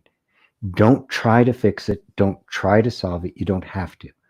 You simply become one who is centered in the place that is not taking a position. There's no judgment, no agenda, right? It's like you got a group of people, you're a board, all your executives around you, and you're the chairman of the board, and you say, guys, I don't care how it works out, work it out. I just want to, I need to be safe, but I want to be free. I want to be more visible. This is what I got to do. You guys figure out how to do it. I don't care how you do it. I know you all got to have your voice. Great. Figure it out. And then, because you don't take a position, you don't create a conflict, and all this conflict will eventually begin to harmonize, believe me. And you'll find yourself suddenly being more visible without even trying. More confident, more authority, and your art will change too. It will reflect more authority, more confidence, right? Which of course, others that want that quality will be drawn to it, because everybody wants to have that inner harmony. Thank you, Nazrin. Beautiful. John M. Hi, G. Interested to see the beginning about your new living situation. What's the difference between the psychiatric label of dissociation or enlightenment? Well, dissociation is the mind just trying to cut itself off. Enlightenment is the complete and total embrace of all of it. When I was young, I actually remember, I remember my first traumatic experience when I'm 2 years old, maybe, when my mother started tying me into bed, and she would tie my leg so I couldn't do anything. Mother was not well. You're right. Mom was not well. An illness that just kept getting worse over time. And so basically, systematically, for the next 4 years, I was tied. I remember vividly the first time, because I banged my head and I would see stars and screaming and everything. I remember, and something deep. I felt the trauma happen. Obviously I didn't know it at the time, but it was almost as if my childhood ended at that moment. Everything, the universe was no longer a safe place. And I remember, it was a couple years later, I don't exactly remember. I just remember trying to untie the rope around my leg. And I also remember once saying, don't tie the boy, don't tie the boy. And my mother used to tie my brother in the backyard, not at night. Right. So, I mean, he got it too. And he'd say the same thing, don't tie the boy, don't tie the boy. But I actually remember one time when my mother was in there tying me, and I remember actually stepping out of my body, standing there looking at it. That's dissociation. It is an extreme position the nervous system takes in order to try to buffer pain, right? It's a deep trauma, right? And dissociation is one of the mechanisms the nervous system uses to deal with trauma. It just dissociates. I don't feel it. I'm not there anymore. You disassociate enough, you really become numb, right? You become unempathetic. You become you can become pathological, right? Our leaders in government, you can see what they're doing. The uber wealthy, they are so disassociated with us. They have no empathy. They cannot feel anything for anyone other than themselves. They are pathologically narcissistic, right? That has nothing to do with enlightenment. As a matter of fact, the way to enlightenment is the reintegration, the complete opening yourself up to feel all of that stuff. All of those, see, extreme pain creates the trauma. The nervous system has to shut that down in some way. Because if you can't run and you can't fight, the energy that's there to fight or flee cannot discharge itself. If it's not discharged, it'll kill you. So the only other thing that can do, and the human nervous system is brilliant, is how to work this out, because it's the only one where this happens. Every other animal, it either fights or flights. It doesn't have the freeze mechanism. We do. That's what we call trauma, right? And one of the ways of keeping that traumatized energy in abeyance is disassociation, identification, all sorts of ways of doing it. The nervous system has levels of layers to keep that stuff from being hidden. We don't want to re-experience it. The enlightenment, in fact, opens all those doors and all of it will come up. But the setting in which it happens is one of love and compassion. Therefore, the intensity, it's not like abreactions or having to re-experience a trauma. It's a completely different environment in which the trauma can discharge. And with it goes all of the mechanisms of defense, including disassociation. There are some people who use the language of non-duality and enlightenment to basically, they call it spiritual bypassing, as a way of avoiding the direct confrontation. But that's certainly not the path I teach. And that's the whole inner reconciliation, is a way of going right into that most tender and wounded territory and liberating that energy. It's part of the process. And genuine enlightenment walks back through those doors. It does not avoid anything. It walks basically, lo, though I walk through the valley of the shadow of death, I will fear no evil. That's the path to enlightenment. It is not rosebuds. This stuff has to come up. Even when you have an incredibly big enlightenment experience, that they call, where there is a direct experience of yourself and the unity of all things, that experience will immediately begin to bring up all of the stuff. A lot of people get very confused. They have this enormously beautiful, blissful experience, and the next thing they know, there's all sorts of stuff is being burped up. Has to happen, right? But now it's happening in the environment of awakened safety, of love and compassion. And it was the environment of danger and self-diminishment and fear that created the trauma in the first place. You're not going to get rid of it except by creating exactly the opposite environment. And that's what the path to awakening does, at least the way I teach it. And all the teachers that I recommend all do it this way. So thanks, John.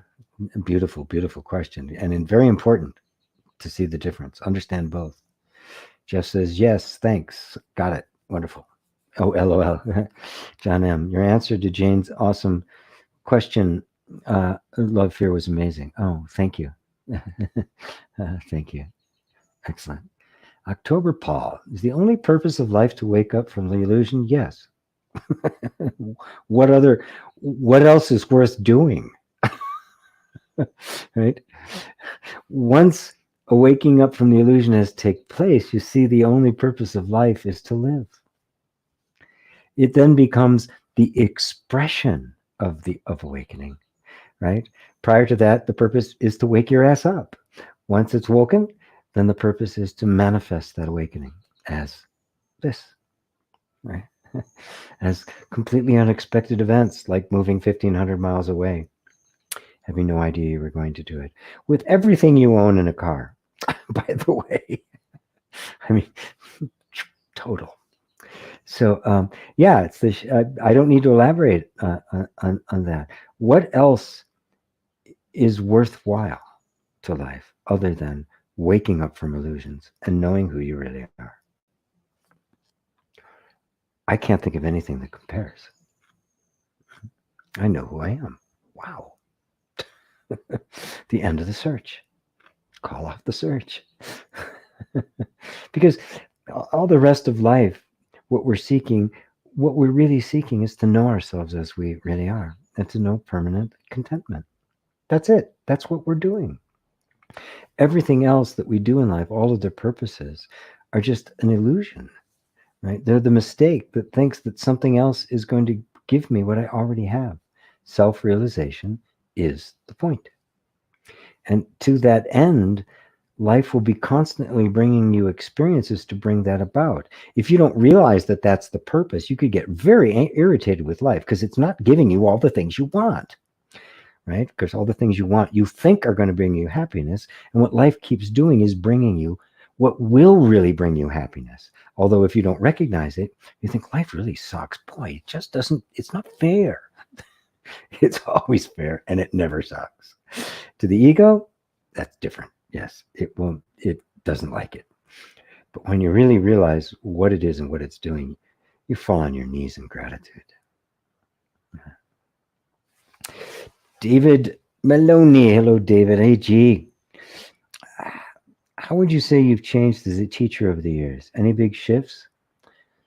I love your style and admire effortlessly you convey these esoteric concepts. I sense a genuine authenticity. Thank you.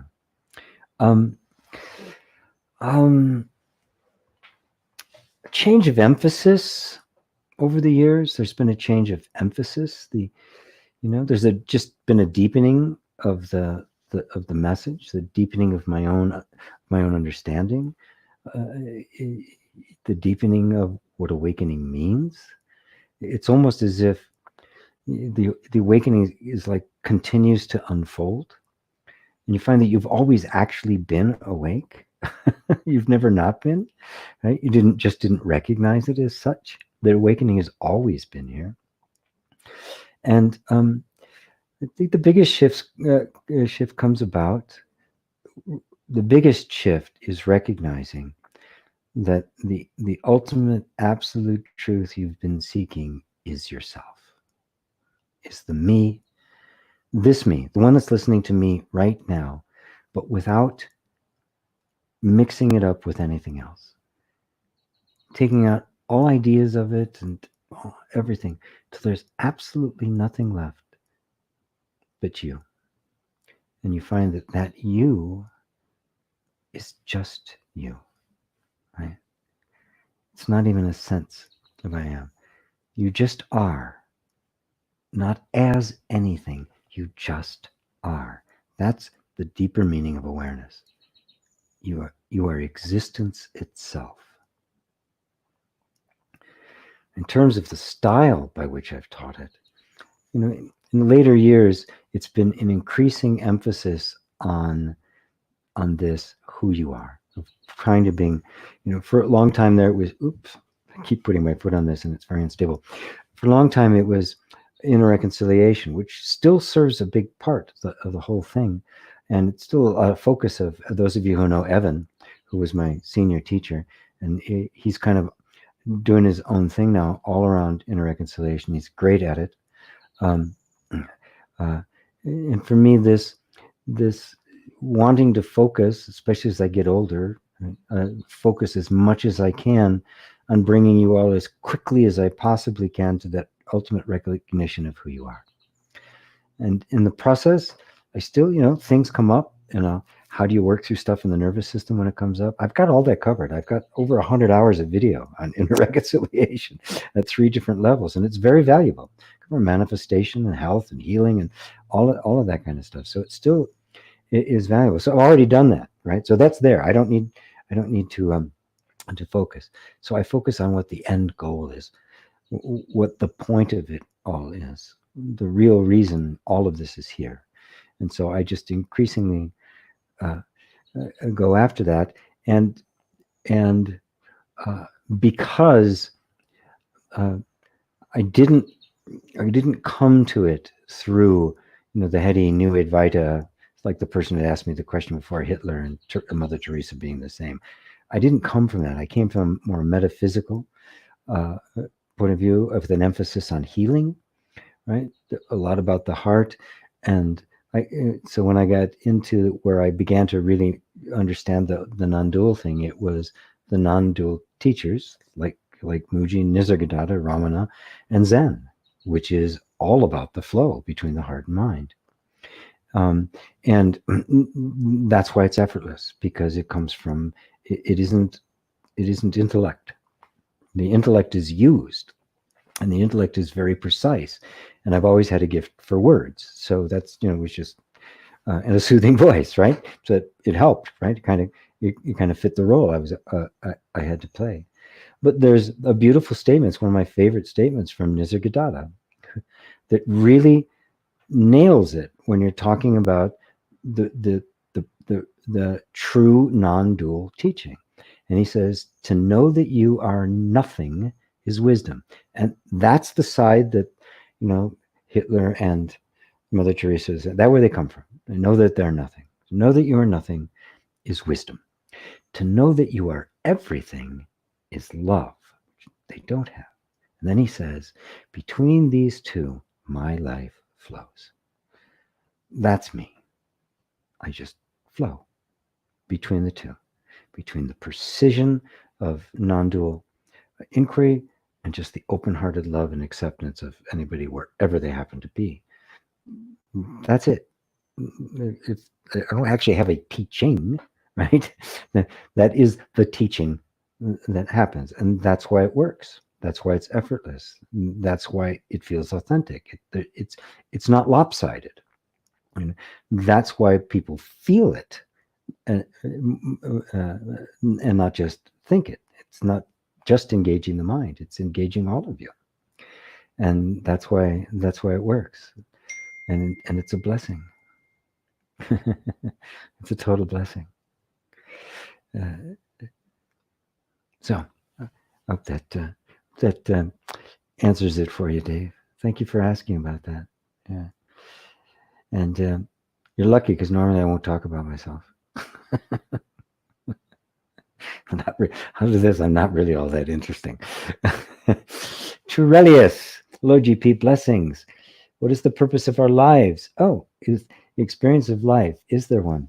Well, to wake up. I think that's interesting. Just a couple of questions before. Of course, you guys, I hadn't gotten to that when you asked the question. It came from John.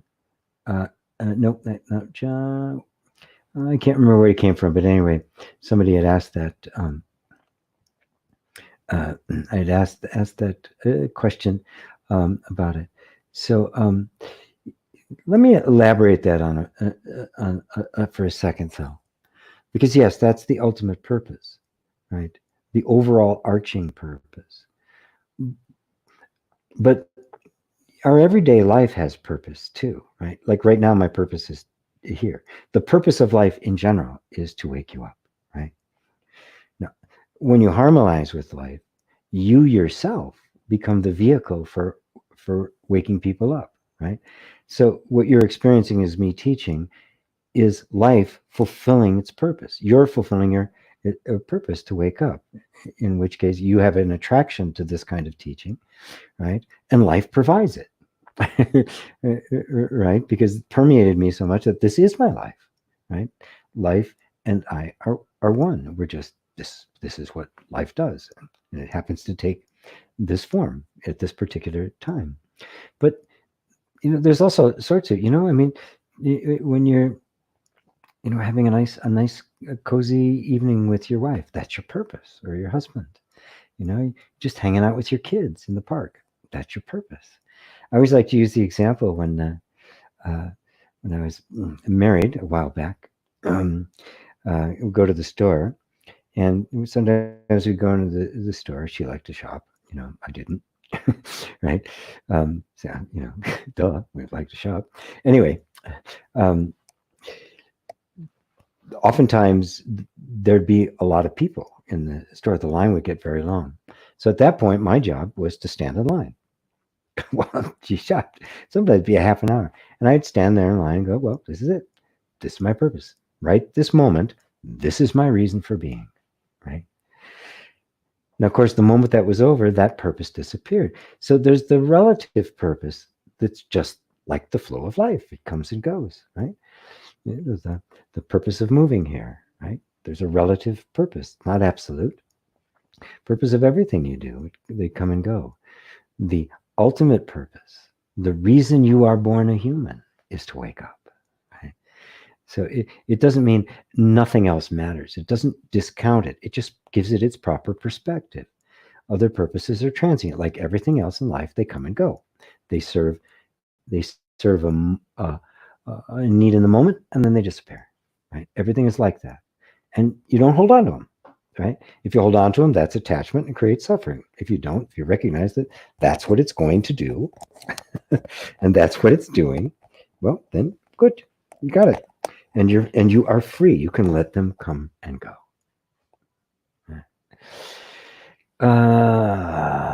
AE, hi from Australia. Hi, good to have you. Targeted individual 57. That's great. What advice would you give to a person who made videos exposing Epstein and his friends and now is terrorized and sabotaged by police and government? Whoa. Oh, my friend. If that's you, first off, I admire your courage. Recognize that that's what you're going to get. The ego, when the ego has been set loose, like it has been with people like Trump and Epstein and Steve Mnuchin and Mitch McConnell, and the list is endless in the United States. I mean, 95% of Congress is totally corrupt. America's rotten to a core. We're not even a democracy anymore, right? It's a police state, almost, not quite. They're working towards it. The laws to let it happen, militarization of the police, surveillance, unprecedented surveillance in human history, violations of human rights everywhere. And most of the developed world is following the US lead, unless it's places like China and Russia, which were already totalitarian. So this is what we're dealing with. And people of courage who are willing to expose it are going to really be put to the test, maybe even martyred. I can't put it out there like there's some magic bullet that's going to get you out of it, or magic formula. Look at Julian Assange. All he does is report the news, right? That's what journalists do. He's one of the few journalists left in the world. There are none on American media. There aren't any journalists. They're all propaganda, or theater to make it look like there's actually two sides when there isn't.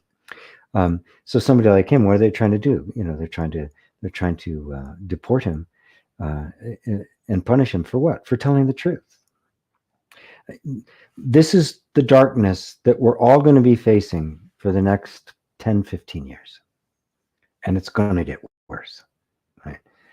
In the Hindu tradition, this has been in all the major religions. This has been predicted.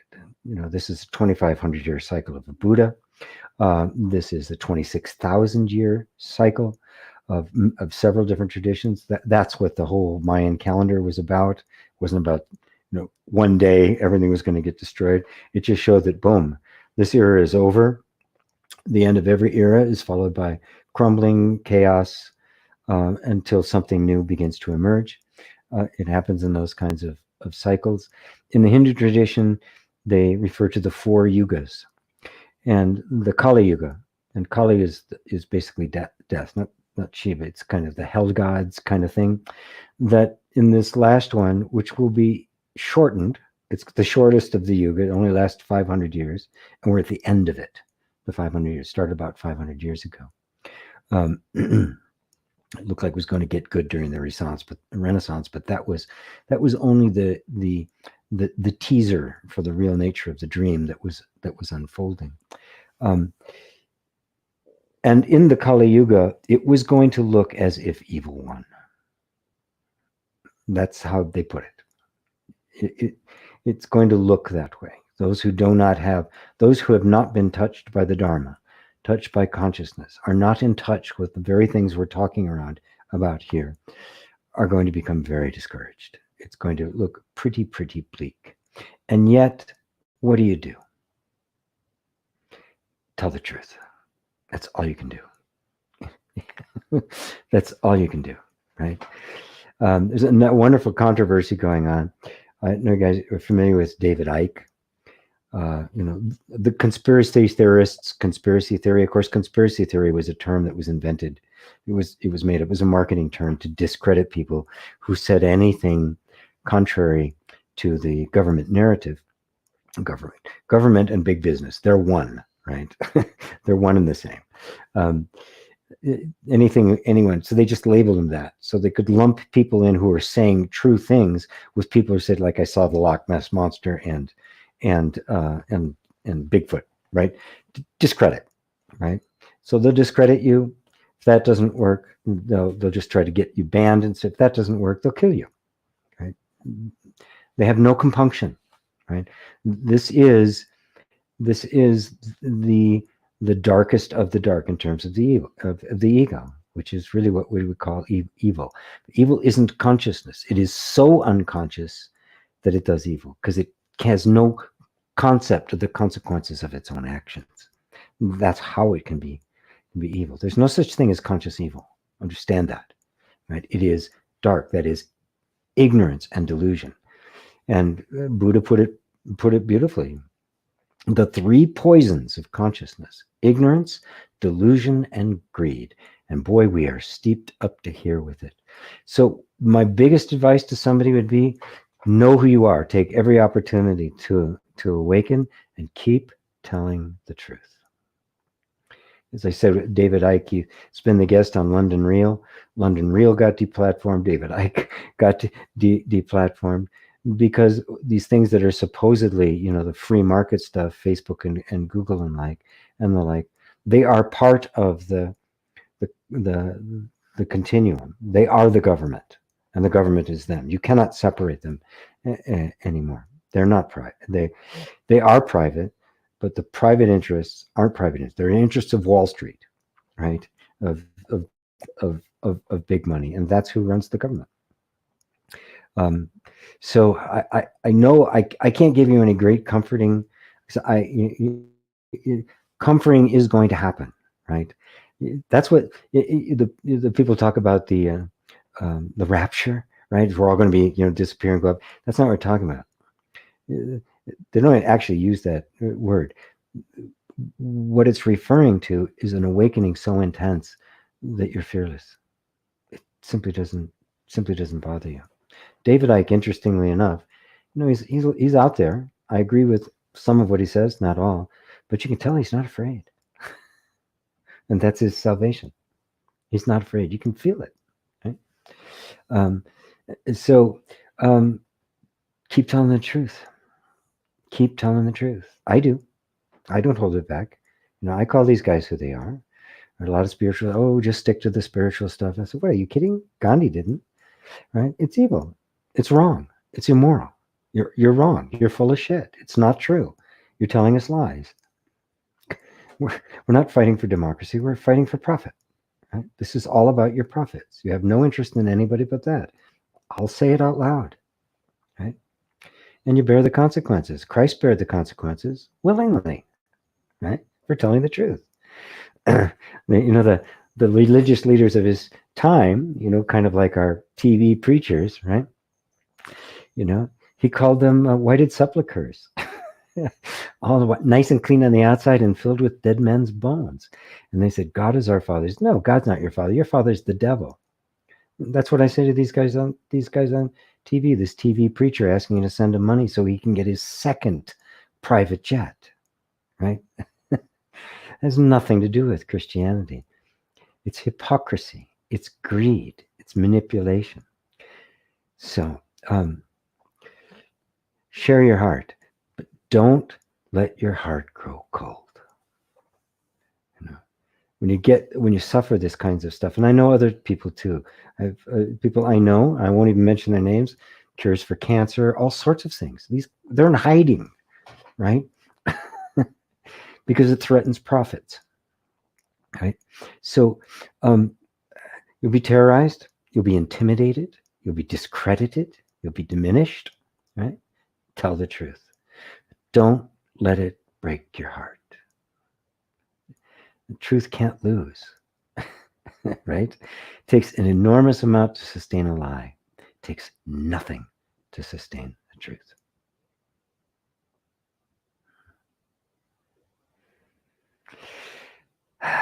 Thanks. Evan, is that the new iPad? Hey, Evan, good to see you. I was giving you some shout outs before.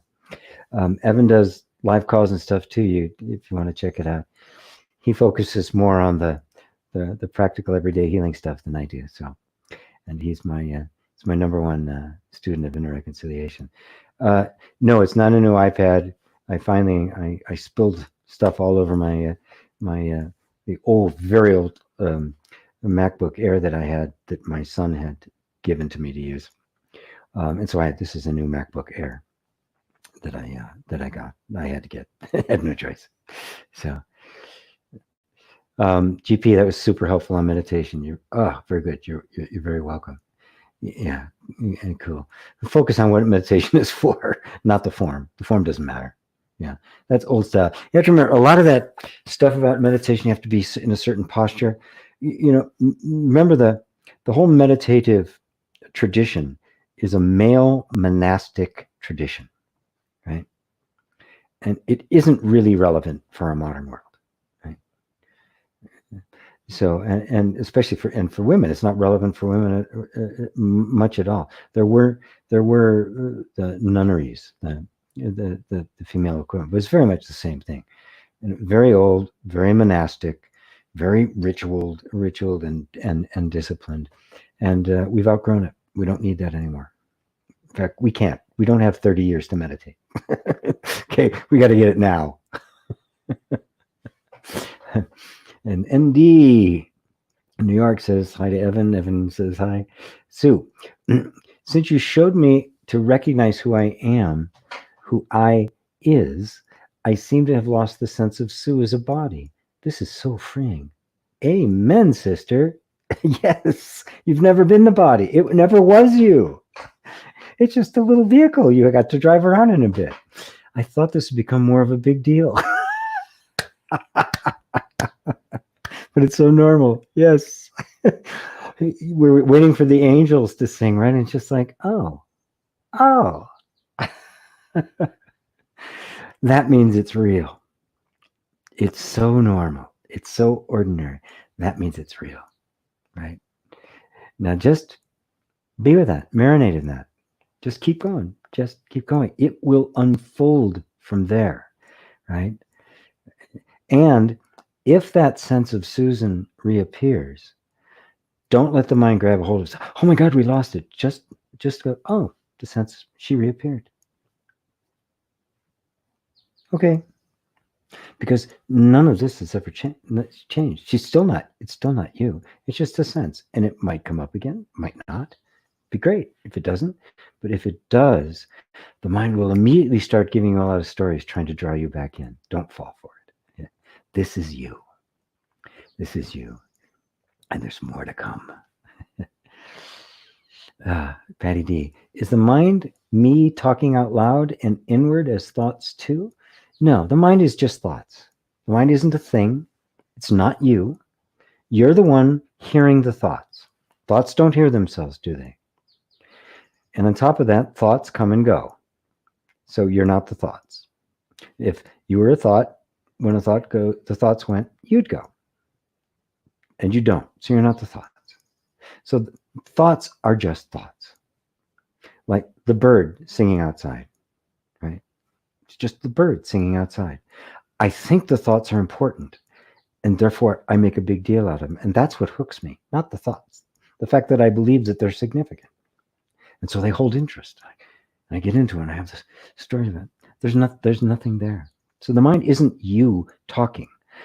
The mind is conditioning talking. That the particular pattern of thoughts is simply the conditioning the nervous system received when you were young. That's it. That's all there is to it. Right? So it's not you. You're the one hearing the thoughts. No thought belongs to you. You are the silence in which the thoughts appear. It's like you're the ocean in which the fish are swimming, right? The ocean isn't really concerned about the fish swimming in it, right? So remember, the mind is just the flow of thoughts. It's not a thing generating thoughts. It's just a word. Excuse me. It's just a word to designate the flow of thoughts, because you can't, because there's too many of them to. We need a shorthand so we can say the mind. So when I'm referring to the mind, I'm not referring to a thing that's generating thoughts. I'm referring to a word that represents just a pattern of thought. And that pattern of thought is conditioning. So thoughts are conditioning, right? And you'll hear them in your head. The voice in your head isn't you. I often refer to that as the robot. So does that help you, Patty? Lisa, yes, thank you. Oh, you're welcome. Arturo, hey GP, how do you deal with workplace mobbing? Seems to happen everywhere I work. You're talking about like just, people forming cliques and stuff? Are you talking about like ganging up on you? To the point it's affecting my health. If they're ganging up on you, you're either in the wrong place. I don't know you, Arturo, so this isn't a criticism, because sometimes we can take a strong position about something and have an energy that about that people kind of want to fight against. I know that because I did that. I was always right. No, I really was. Which could be a little bit off-putting, right? Especially if you step on others, which I had. Right, I can see it now. At the time, it just seemed, well, that's the right thing to do, right? So that can be happening. It can also be a more energetic thing on another level, that you're in a certain place and people kind of, there can be an antagonism and they don't even know why. In either case, the answer is total love of yourself and love of them, right? The only reason you need, the question, how do you deal with the workplace, means you assume you have to, right? You've got to do something about it, which betrays the fact that you think there's something wrong with it and it's got to change. You don't like it. You want things to be different. Deal with that. Deal with your own idea that somehow things have to be different than they are. When you see that they don't have to be different than they are, and you just let everything be as it is, you don't have to deal with anything. You've dealt with it's done, right? Normally, if there's this feeling like things should be different or better or something, we get into conflict with the environment. And if we don't have the power to make it different, this happens, right? And an antagonism can arise. And energetically, it's felt, right? But you know what? People form groups. It's what people do. And when they're unconscious groups, right? AKA a mob. That's just kind of following along blindly, like lemons, right? Nothing you can do about it, right? Except step out of the way of it. Don't be in the way of it, but don't think it's your responsibility to change it. And in fact, don't have any need for anything to change. Become totally equanimous. And you can do that simply through the yoga of allowing, through inner reconciliation, through just being very gentle with yourself to allow your own feelings. When you drop all your ideas as to how you think things should be, you'll be free and peaceful. And that will remove the negative effect on your health, because that's what's affecting it. It's the resistance. Krishnamurti was, the great enlightened teacher of the 20th century, was once asked, "What's your secret?" To which he responded, "I don't mind what happens." You can feel that. Didn't say he didn't care. He said he didn't mind. Right? He said, I don't care what happens. It's not cavalier, right? Of course we care. I'd prefer not to have the mobbing. I prefer everybody get along. I'd prefer the world to be taking care of itself. I prefer there not be any greed. Of course, I do care about those things. You just heard me go off on about a little bit ago, right? But I don't mind what happens. I can't take these things in personally, or I will affect my my health, my own state of mind, and my capacity to actually be effective to bring about intelligent, loving change. So let go of all ideas as to how you think things should be. Right? Just let yourself flow like a river, and then watch what happens. Whenever you'll feel it, something comes up, something inside of you will want to resist it. Just go, oh, okay, there's the resistance. I'm just going to let go of that. I'm going to just say yes to what's happening, even if it's directed at me. And you'll immediately feel a sense of just the drain, the conflict, that kind of energy will begin to dissipate. And you'll find yourself kind of you'll find yourself healthier. You will. Because that's kind of energy that does negatively affect our health. So thanks, Arturo. I think you're new. Maybe not. I'm getting so many people these days. They're coming from all over the place. I'm not sure who I've met before and who I haven't.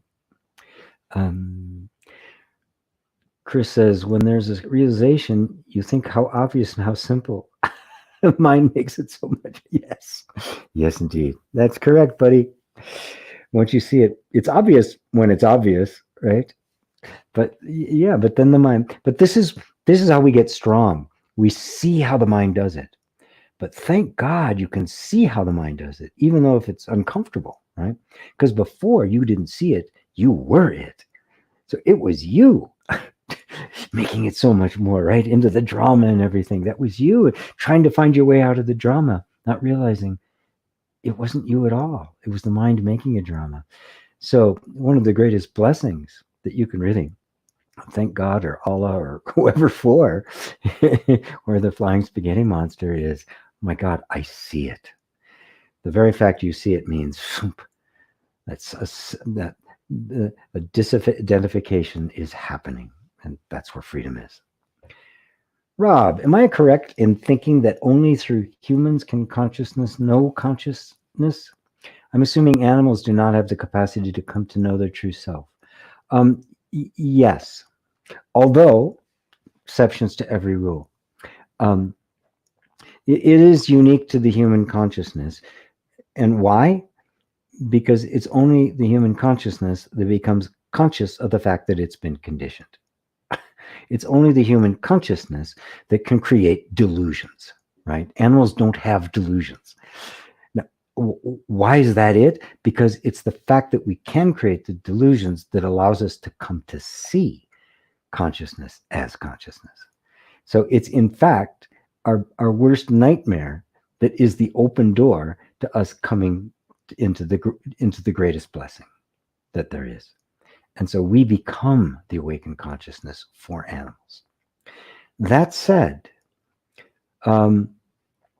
there were a couple of animals that Ramana Maharshi said that we want to protect. A cow that he named Lakshmi. Lakshmi, his cow, his pet cow, who he said, she followed him around. She was like, he said, no, she's already awake. There's nothing about human intellect needed to be for self-knowledge, right? But it is in the human where the exact right circumstances exist, the most auspicious circumstance for it to break open. And that is because it is this place between delusion and awakening, where consciousness can see consciousness as consciousness. And in order for that to happen, delusion has to rise. We have to experience the fall. Animals don't experience a fall either. So, exception to every rule, but for the most part, yes, that's the case. Hello, GP says, P.S. Will consciousness end at some point? Or the energy extension of the universe? I mean, will there be an end to everything? No. There's not an end to anything. But no thing exists per se, right? There'll be an end to this body, which is just a particular kind of transformation. Consciousness had no beginning. It has no end. It just is. It is outside of time. Right? And you can verify that for yourself. You just look at your own life, consciousness. You, the one who's been conscious of your whole life. Look closely. You'll find out you have never changed. It has never moved. It's outside of time. You are outside of time, witnessing time. The consciousness, that which is hearing my words right now, is the timeless. And it is witnessing my words as time. So time exists as an experience being experienced by the timeless. And so there's no end, because there was no beginning. Anything that has a beginning will end. But when you really look close, there's not even any things. There's only a flow. You can't say this body is me, because it's constantly changing. In the time it took me to say that, a couple of million cells have died and a couple million more have been reborn. Hair has grown.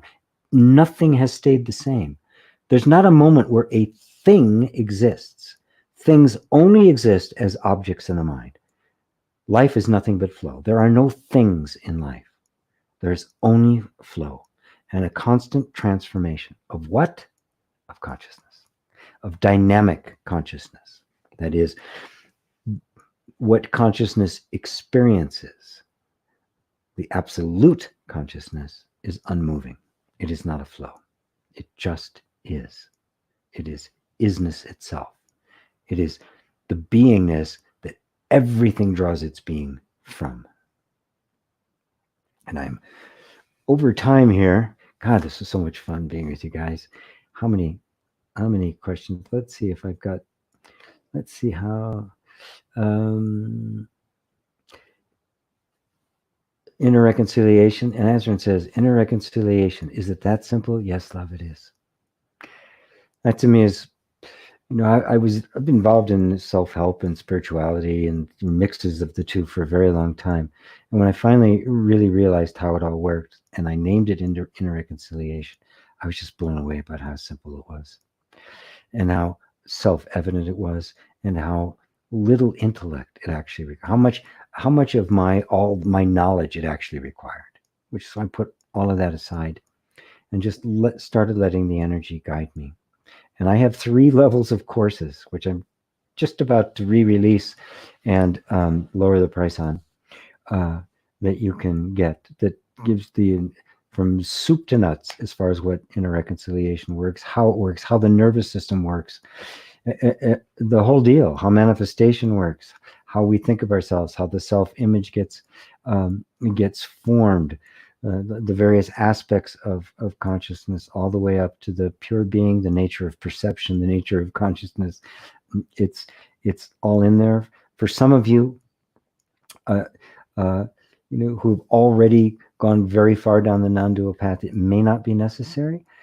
But even then, for people, you'd have to be very, very far down, because for the most part, even people who are on a very spiritual path don't know how to deal with their own nervous systems and all the conditioning and all the stuff that comes up. If you understand the conditioning, you understand the egoic mind. You understand how identity got created. You understand all of your problems, the source of all of your problems and suffering. And the solution to it is reconciliation. Not fixing, not transcending, nothing. You reconcile. Love. It's a better way. Unconditional love. That's what it is. I couldn't call it unconditional love because nobody wants to talk about it. So I called it inner reconciliation. Okay. And I was even reluctant to call it that. It was Evan, who you saw earlier commenting, who forced me to do it. He was a student of mine before I even named it. And he just said, gee, will you name it, please? I've got to tell people what it is. So he forced me to choose a name for it. So anyway, yes, dear, it is that simple. Inner reconciliation course. Thank you, GP. I'm really grateful. Oh, thank you. You know, I did it like 5 years ago, level 1, and it took me 2 years to complete the whole thing. And I haven't even gone back and looked at it. So in my mind, it's whatever now and then I see something or somebody tells me something, it's still very valid, still very important. Many people need it. And I should be selling, hundreds of these a month. But I'm not very good at letting people know about anything. Anyway, so thank you, Nazrin. Lovely. Is there a question I missed in here somewhere? No, I don't think so. Okay. Let's see. Atkinson Lacey. Hello, sir. I think that little tiny square, little tiny circle. I think it's her. Hello from San Jose. Oh, San Jose, California. Used to live in Fremont for many years. Loud and clear. Good to have you. Ava, thank you. Such a deep and wonderful satsang. You tirelessly teach the real art of conscious living, and it works effectively. Thank you, Ava. Ava's been one of my students now. She's been through some of my courses, and she's great. She's got it. Beautiful, moving, and flowing teaching. Thank you. You're very welcome. Dave Rose, Chomsky refers to corporations as private tyrannies. No, it's beautiful. Accountable only to the largest shareholders. You're absolutely right. That's what they are. They're instituted in the law like that. And to serve that purpose, they commandeer entire governments. The U.S. government isn't a democracy, right? That ended with Citizens United. They're private tyrannies. If they love democracy so much, why is there no publicly held company in the world that's democratic? They are all tyrannical. They are all autocratic. Now, why do you think these guys love the idea of democracy? Do you think they love people with a government that can actually tell them what to do? Not only do they hate democracy, they are autocratic, they are tyrannical, and they are delusional. They believe themselves to be entitled. That they believe the modern corporate leaders and the billionaires of our world, they are an aristocracy, and they are busy making the laws to institute themselves as an aristocracy. So again, tell the truth, folks. Noam Chomsky. Everyone should read Noam Chomsky, and Chris Hedges. And there's a list of people. If you really they're not left or right. They're not taking a position. They're real. So look, this is what's happening, right? This is what's happening. If you want to actually have governments that work for people, these guys aren't going to do it.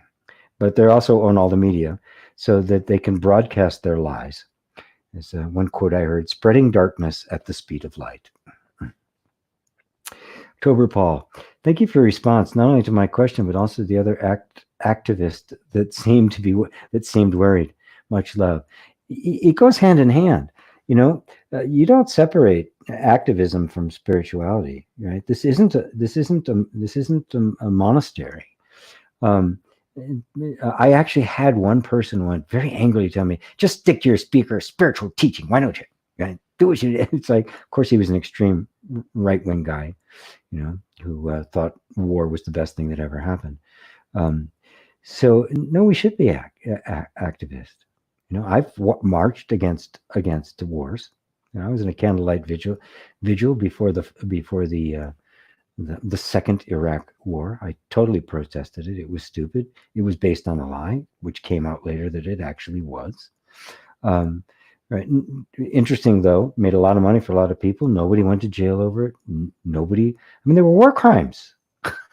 The entire United States population of the United States and the entire world through the UN was lied to consciously, right?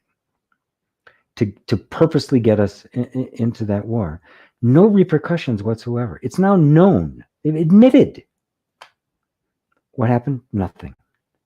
Why? Because those people run the government. It's not a democracy. Stop thinking it is. So, no, please speak out against this. We're not alone. That's how the media works. They make us think we're the fringe. We're not. Most people feel the way we do, but we've been splintered because the media is very strictly controlled. Even the so-called media that's for the people, social media. It's bullshit. Facebook serves those interests. Extreme right wing. Same with Google. Google has a $600 million contract with the CIA. I'm sorry, they're not serving our interests. Right? They did all the software for Chinese government to make sure that so they could have Google in China, but the people will not see anything that the Chinese government wants them to see. So they basically are implementing censorship and the suppression of people for profit. This is Google, right? This great great thing to help us connect. Oh my God. It is just bullshit from top to bottom. It is a lie from top to bottom. It is rotten to the core. And I will also tell you the only reality in life is unconditional love. Where else are we going to go? We are being backed, and the consciousness is being backed in it. We've painted ourselves in the corner. There's no way out but love. No way out at all. We're going to love so much that it will collapse of its own weight. So don't harden your heart. Be vigorous, be pointed, call bullshit when you see it, but don't harden your heart. If you harden your heart, you lose, because that's what they are. Gandhi said it. Don't use, if violence would work, I'd use it, but they're way better than we are. We're way better at it than we are. We'd never win that, right? We will not use it. That's how he won. And he won big. Let's not forget, when England left India, they were the biggest, they were the empire of the world. The sun didn't set on the British Empire. They were the biggest empire in the world. and Gandhi got them to walk out willingly out of India and let it go. Not a shot was fired. Brilliant. Daryl says, the new environment looks absolutely blissful. I'm on my way. All right, man. Plenty of space, that's for sure. ND Iziwe, I can't pronounce your name, man. Sorry. Iziwe, New York, also knows Evan. I went from self-help garbage to inner reconciliation. Evan recommended me. The most helpful advice by far I ever came across, along with Ray Pete. Oh, wonderful. Inner reconciliation is not self-help. It is a path of self-discovery. So it's part of this. So thank you. Thanks for that recommendation, Andy and Evan, of course, because Evan is my leading facilitator, and I have trained facilitators. I'm not all that good at organization and stuff, because I have actually trained coaches. I've done 3 classes so far, and Evan helps on it. If there's enough demand, I'll do it. I do have to charge for it, and a pretty good amount, because it absorbs an enormous amount of my time. This time, if I can get him, I'll include Evan, and he'll get part of the money as well, so it isn't so much time for me. Some other people I might kind of bring into it as well, but it is the kind of thing. Last time I charged $3,000 for the training that lasted 4 months, and it was weekly calls with me and videos. It's very in-depth, goes into everything inner reconciliation is. It wants you to have inner reconciliation before you even start it. And it really is how to work with each other in the way that I am, right? Not necessarily the non-dual stuff, because that's a different level, but on all the levels you see me working with people in just bringing, peace and healing and calmness and a state of allowing, how to do that with others. I do teach that occasionally. If there's enough demand, and I do occasionally, and I do get people saying, I want to, then I'll do it. What did you say, Ray Pete? I like to call him the GP Walsh of dieting. Thanks. I didn't know who Ray. Fantastic. It's the best thing one can do is throw out everything and declutter and start with inner reconciliation and only add what you want, not needing anything or anyone. Well, that's about the best thing. I may quote you on that and put you on the page on my site about inner reconciliation, which is being redone even as we speak.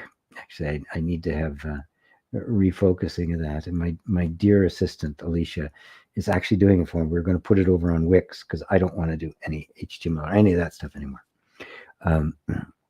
So fantastic.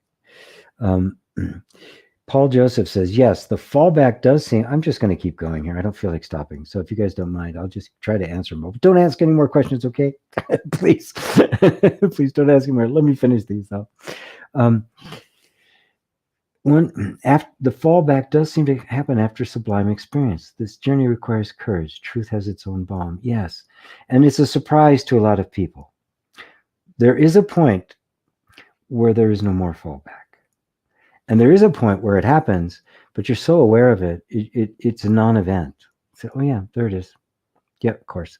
The nervous system is adjusting, right? But when it first starts happening, somebody has this extraordinary experience, and it doesn't even have to be a non-dual, a deeply spiritual experience. It can be something like a big aha moment, or just a moment of peace, to retreat. And retreats are set up to be these perfectly safe environments. So you can have a lot of very significant breakthrough experiences. But then you go back into your regular life, and all of the same triggers are there, and the nervous system gets triggered, right? If you don't understand that that's what it is, you'll think, oh my God, I did something wrong. I didn't really get it. And you can actually end up diminishing the value of the experience, and you'll actually lose the blessing that you have simply because you didn't know that was happening.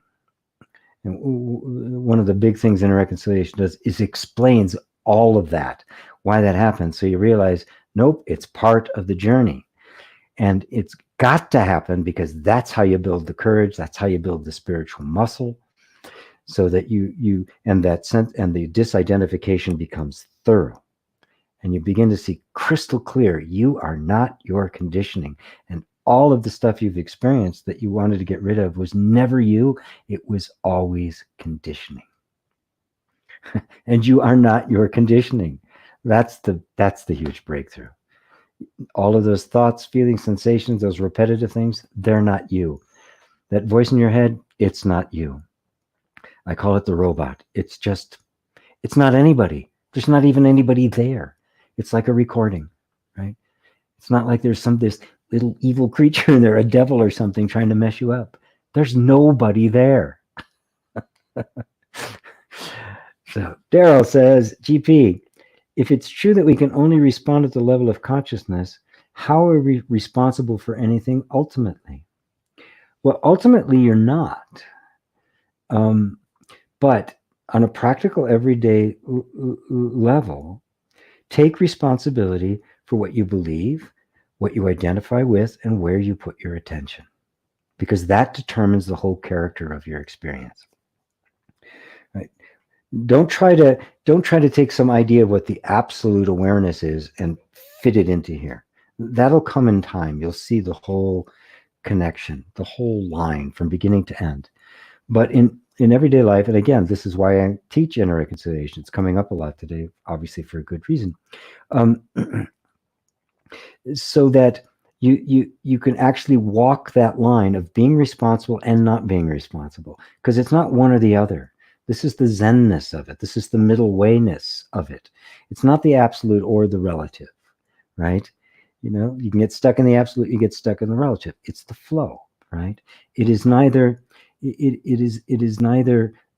no responsibility or full responsibility. It's a flow, right? Right. At a certain level, I begin to see that even that which was my attention was that was identifying with something, and the beliefs that were grabbing my attention, those weren't me either. That was part of the functioning. But as this unfolds, right, the more you do take responsibility for where you put your attention, and that happens very naturally, the more you get curious about why your attention goes, why is it such a hook? Why does it hook me so much? That inner curiosity is becoming responsible for it. You're finding out its cause. Of course, you find out its cause, you find out its cure, right? And say, oh, my attention keeps going here because it's of interest to me. Why is it of interest to me? Because I think I'm going to get something out of it. Well, wait a minute. Who's the I that thinks it's going to? And you can see how this thing comes all the way back to the point where it's no longer a matter of responsibility. I'm putting my attention in the right place to be responsible. It's just an outgrowth of who you are. Your attention goes there because that's who you are. And you end up doing, on a practical level, the most incredibly responsible thing. Right? And so it's no longer responsibility. I'm being responsible. You find that responsibility is simply a natural attribute of consciousness. And it's effortless. And at that point, it's not even responsibility. It's just who you are. So I am shortening the answers a little bit. Just try to keep up here. Great Satsang. Thank you, Mary. Jaron Tube, thank you so much. Oh, you're very welcome. And Dee gave me a prayer. Thank you. Love to Evan too, says Mary. Yeah, everybody, especially everybody who's been through inner reconciliation, probably up to the last 6 months, knows Evan. He's in the inner reconciliation course. He's in many of them. And when we would do live calls, he was in all of them. I let him lead calls, and now he's doing his own. I mean, I kind of set him free. He can do whatever at the beginning you watch, make sure he was doing it with me. And now I have no doubt he's doing great jobs. Great job. Infinity Sab in Paris here, tuning in every Sunday when I can. Always a pleasure. Good to have you, Sab. And I just love this all over the damn world. Ain't it great? Paul Joseph, we get the politicians we deserve, it is said. So complaining is futile. Resistance actually works to energize. Yeah, we need wisdom, right? Like currently, we have these people going out protesting, right? I mean, really, have we become so dumbed down that we're protesting the lockdown? We're protesting that I can't go to Walmart and shop, right? Now, 2 months ago, when this thing first happened, our illustrious leaders gave the oil companies $1.5 trillion bailout because their oil prices were sagging, right? That was their first response, right? Why aren't these people protesting that? Or the 2 trillion stimulus package, almost all of which is going to large corporations. It isn't a stimulus package. It's a theft. Why isn't that being protested? No, we're protesting the fact that I can't shop or I can't go to a concert. It's like, and it's ignorant. There really is a virus, right? Are the numbers being reported truthful? I don't know. I don't trust the media in the slightest. There is a virus, though. I know friends that are doctors. This is real. This is happening. But is it happening on the scale? We have to be wise. We have to watch. We have to be intelligent. We have to bring to the party what they're not and what most people aren't. Reaction, resistance, anger, or greed. We can't bring any of those qualities. Follow Gandhi. What do we bring? Be the change you want to achieve. Bring love, bring wisdom, bring compassion, bring honesty, bring pointedness. Call bullshit without attacking character, right? So, no, that's not true. That's not true, and this is why, right? But don't attack character, right? We have to take that kind of ground, and we will win. As long as we're aligned with truth, you can't stop the truth. There's a great scene in the movie V is for Vendetta. I love that movie. In the end scene, he's holding up the director of the equivalent of the CIA, and everybody's been shot, and he's holding this guy up. He's going, and the guy's saying to V, "Why won't you die?" He says, "I'm an idea, and ideas never die." You can't kill the truth. You can't. They'll try, and they really believe they have. But the fool has said in his heart, there is no God. Thanks for today's satsang. Great week. Namaste. Thank you, Dave. Now's a good time to teach the course. People have time, and Evan has time as well. Well, it's true. Poor Evan.